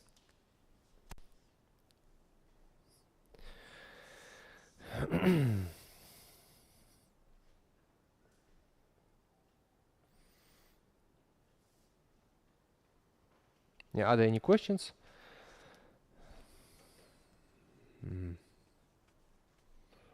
Okay. Okay, so actually, yeah, maybe I want to discuss actually more examples of Riemann surfaces because if you see, yeah, we have okay, we are discussing Riemann surfaces for some time, but actually I think. But what about examples? Yes, so we constructed. So actually, explicitly, we constructed only CP1 and the complex tori.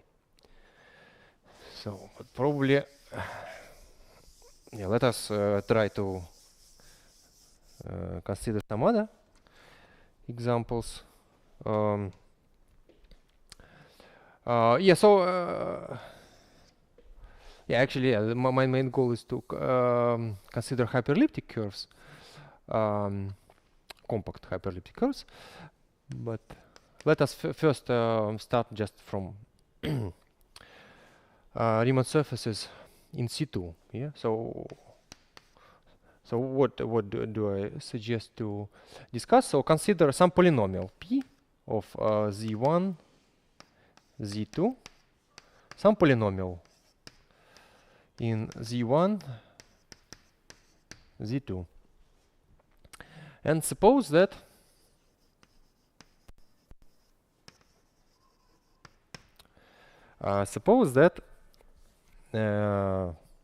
dp over d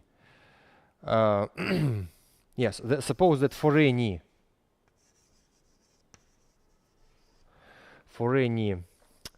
point z1 tilde z2 tilde in the zero set, in the set of points that is not by C, in the set of points in the zero set of defined by P, such that P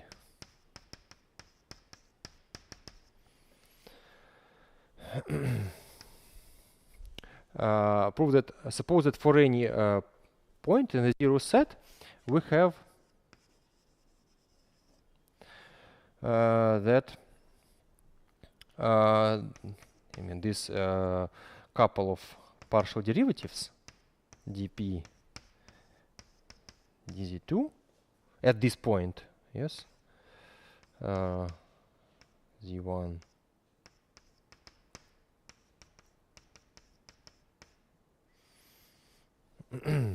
yeah, is not equal to 0, is not equal to 0, 0. Yeah, and then prove that the zero set is a Riemann surface. Then prove that C is a Riemann, strictly speaking, connected components of C, because it can be non-connected. Prove that the that each connected component of C is a Riemann surface.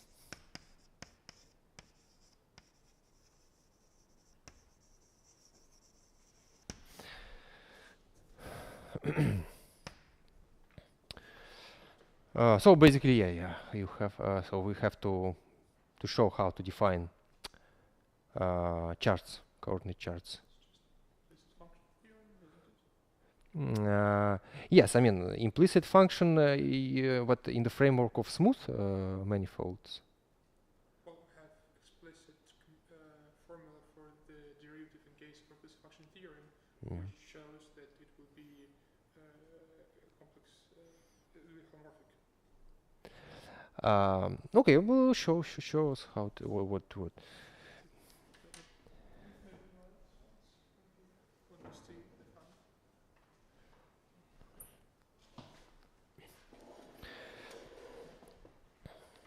Basically, we want to say that we want to just prove that implicit function theorem is correct in case of homomorphic functions. That's basically it, right? Nothing more than that. Yes, strictly speaking, you have to define coordinate charts. Yes, so how to define them? Yeah, well, I define two charts. Two charts, and define chart Z1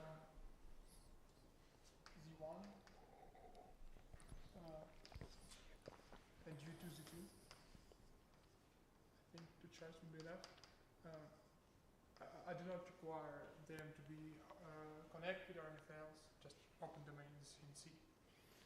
And UI is, let's say U1 is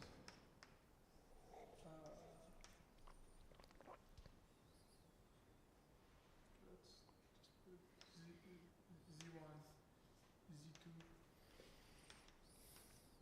from C, such that the derivative, the partial derivative with respect to Z2 is 0. Okay. Во всех точках? Или в какой-то конкретной?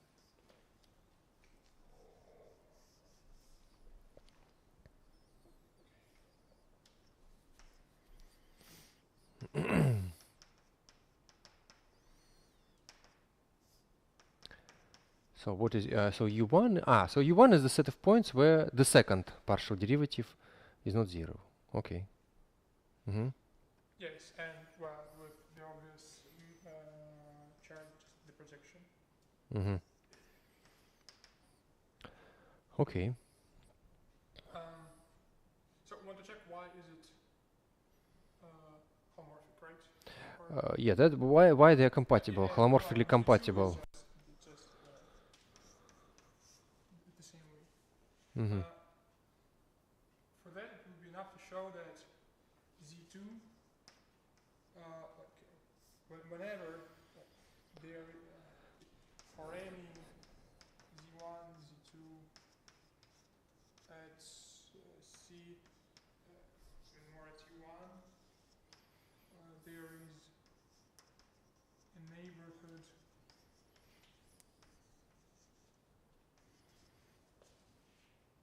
V such and homomorphic function f from You mean in the intersection? Yeah, you want to consider the intersection, yeah, of U1 and U2, I guess, yeah, or no? okay, homomorphic function in C. I mean, you want to consider to prove that they are compatible, so I guess you want to consider a point in the intersection of U1 and U2. That's what I'm stating right now. I'm saying Yeah. that there is a function f from Z1 to U2 to Okay. to C actually such that No, but no. Strictly speaking, do you want? But they are not charts. So at the moment, they are not charts. These guys are not charts. why so? I mean, because this is maybe not bijective. Yes, I mean the map from U1 to C. Okay, Of course, it's locally bijective, but globally it can be not bijective. Yeah. That's true. That's right. Okay, then we will say that. How to put it correctly? We want to say that every point carries has a chart around it, right? So we will say that okay, let's fix P. Oh, that would be better. P at C such that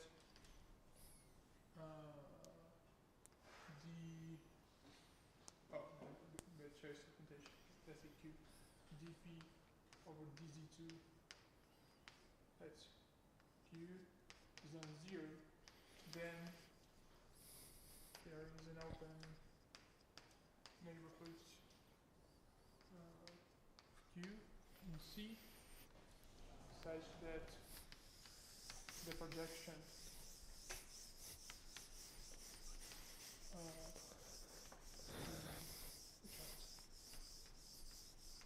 okay, let us put this thing that will be good. That's still not pretty.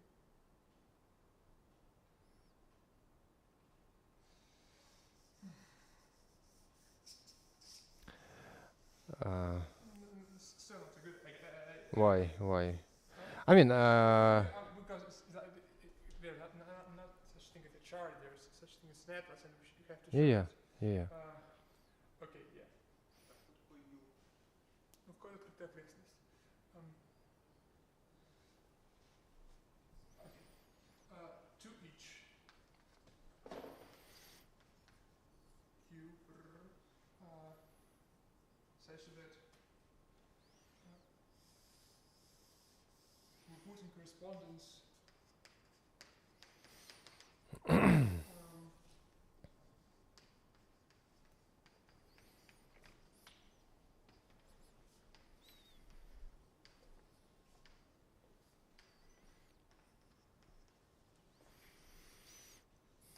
such that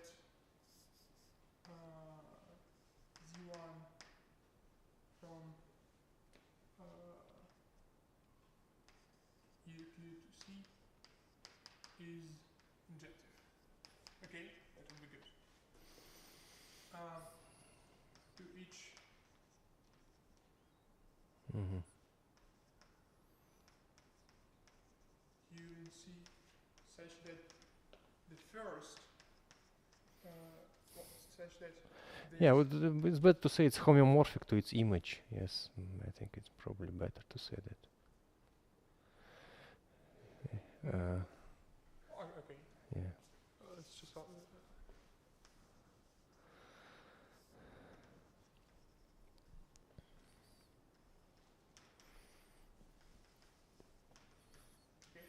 Okay.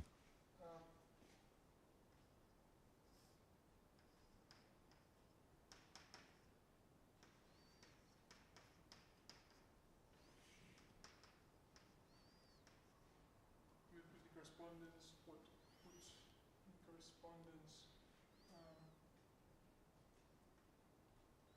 VK such that the second projection is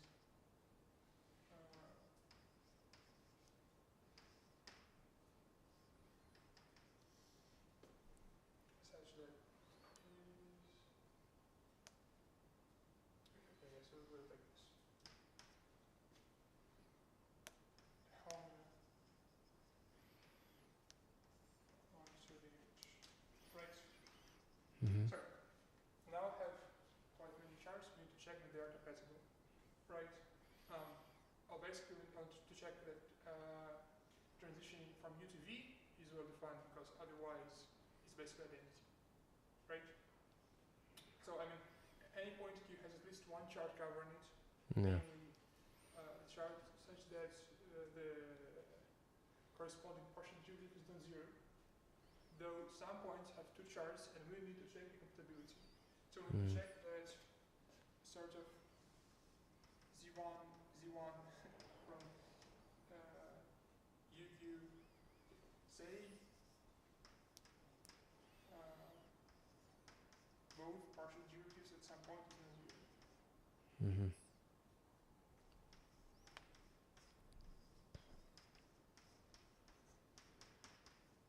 Okay, then want to show that the transition is homomorphic.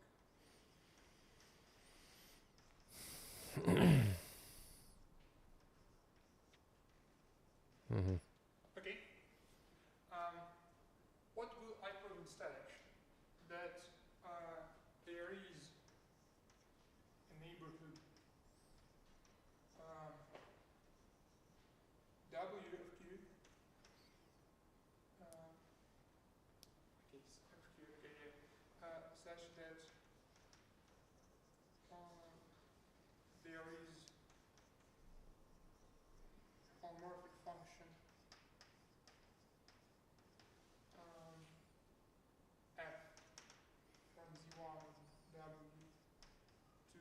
2 of W such that point A belongs to W intersected C. Well, so this is in this intersection. This lies in C2. If and only if Z1 is equal to f of Z2 is equal to f of Z1. Okay? Because if I show this, then the transition map will be nothing but first from Z1 we go to Z1 f of Z1 and then we project it to the second coordinate. So the transition map would be exactly f. And here I'm just trying to state that the implicit function theorem holds in case of holomorphic functions. I see. You good? Yeah, I mean, but then, yeah, I mean, yeah, you use some then result in complex analysis of several complex variables, yeah, Right. No, somehow. I do not. So say it again. Okay, say it again. I will prove it. I will Ah, prove you it. proved. Okay, Yeah, okay, Of course, yeah. okay, okay. Yeah. No, it's no big deal. I mean, we actually know already this function have it from the real calculus, basically. Yes, yes, yeah. Right? Mm-hmm. So what do we want to see that this is holomorphic? And that is got not too hard. So, well, what do we know? We know that, I don't remember the exact formula for the derivative of f, though there is one. So we will, you pardon me, calculate this right now. We have this identity. Mm-hmm. We differentiate it, and we get, okay, we have differentiation here.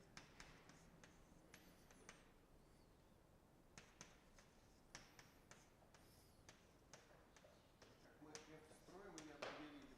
Ну, мы f построили, вообще-то в курсе анализа есть точно формула для производной, в которой нам сразу скажет, что вообще-то она,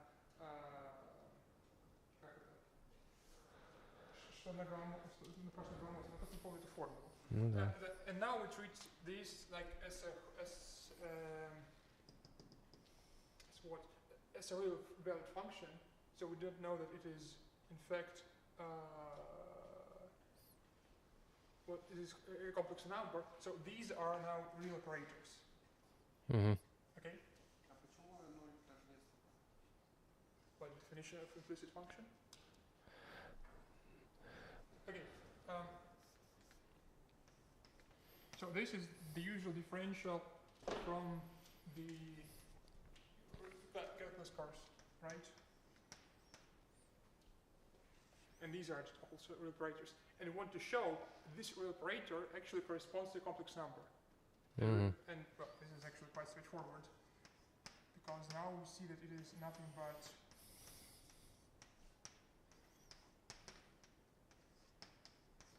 and these two are in fact complex numbers. So they're probably close to complex number, so therefore it actually lies in C.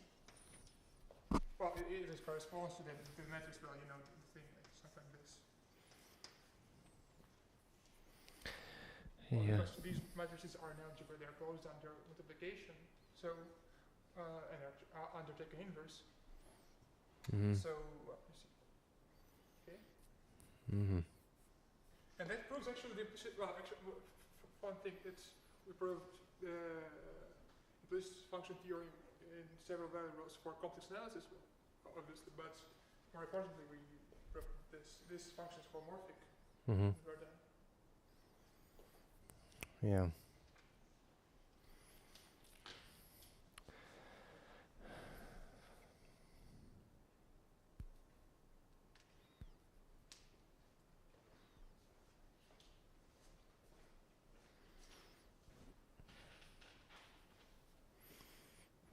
Yeah, okay, I can maybe, yeah, it's of course, I think nothing, I mean, one cannot invent any, okay, I think it's more or less, there is more or less unique argument here, but you can say it a bit differently. Yeah, I would probably say it a bit differently. So okay, okay, maybe I draw some one-dimensional picture. So, okay, so we know that, okay, from the course of complex, from the course of, from a course of analysis of manifolds, we know that we know that this zero set C has a structure of a smooth manifold. Yeah, So we know that this C is a smooth two-dimensional manifold. Okay, and then what he actually wants to prove that okay, here we have a tangent space here. So what he wants to prove, that if there is some point here, then there is a coordinate coming from the projection to the okay, these are complex axes here. There's a coordinate coming from the projection to the vertical axis, and then there's a coordinate coming from the projection to the horizontal axis. Yeah, and then he wants to prove that this map, okay, we know that this map is smooth, but yeah, I mean, we want to prove that it's holomorphic. Okay, but what does it mean? It means that the derivative at any point, okay, the derivative is a map from the tangent space to this point to the tangent space to this point, and we want to prove that it's C-linear. Okay, and then what you can say, but then okay, you want a map from the tangent space to this point, I don't know, T1, to the tangent space to this point, T2.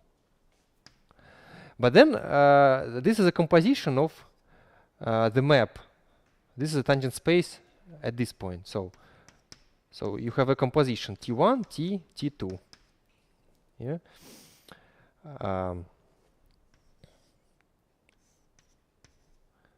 Tangent space to this point, to tangent space to this point, and to tangent space to this point, T2. You want to prove that this map is C-linear. But then you look at T. T is a subspace in C2.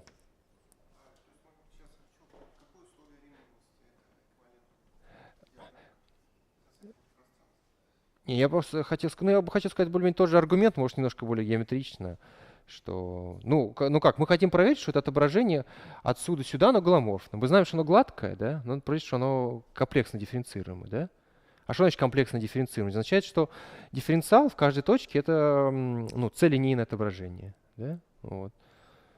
Но дальше, then I want to say that T, so this is a subspace in C2. We know that it's a, I mean, a real subspace. It's a, R subspace. But then actually I claim that it's a C subspace. Then I claim that you can say that it's that T in C2 is an affine so affine subspace over. Huh? No, I mean that. I mean, we can look at this picture. We can look at it as at R4. Yeah. Okay, and then if you have, huh? I mean, C2 is R4. Yeah.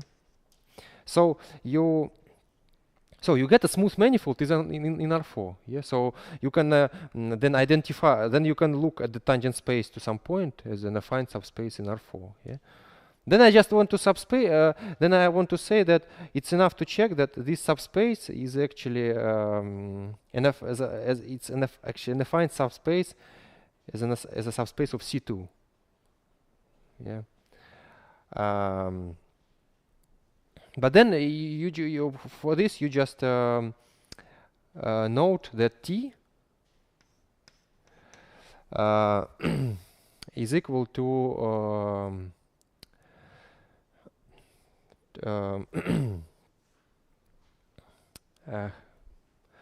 I mean, it's the kernel of the differential of P. Yeah. So it's the kernel of dp dzi dzi plus dp dzi bar dzi bar. But then, I mean, this is 0 because this is a polynomial in zi. So this is 0. Yes. So I mean, it means that t is defined by is a zero set of complex linear function. So t is a subspace of C2 as a over C. Yeah. Okay. I just tried to. Of course, it's more or less the same. It's the same, but that he told us, but probably a bit more geometrical. Okay, we have to stop. I mean, it's already 10 minutes more.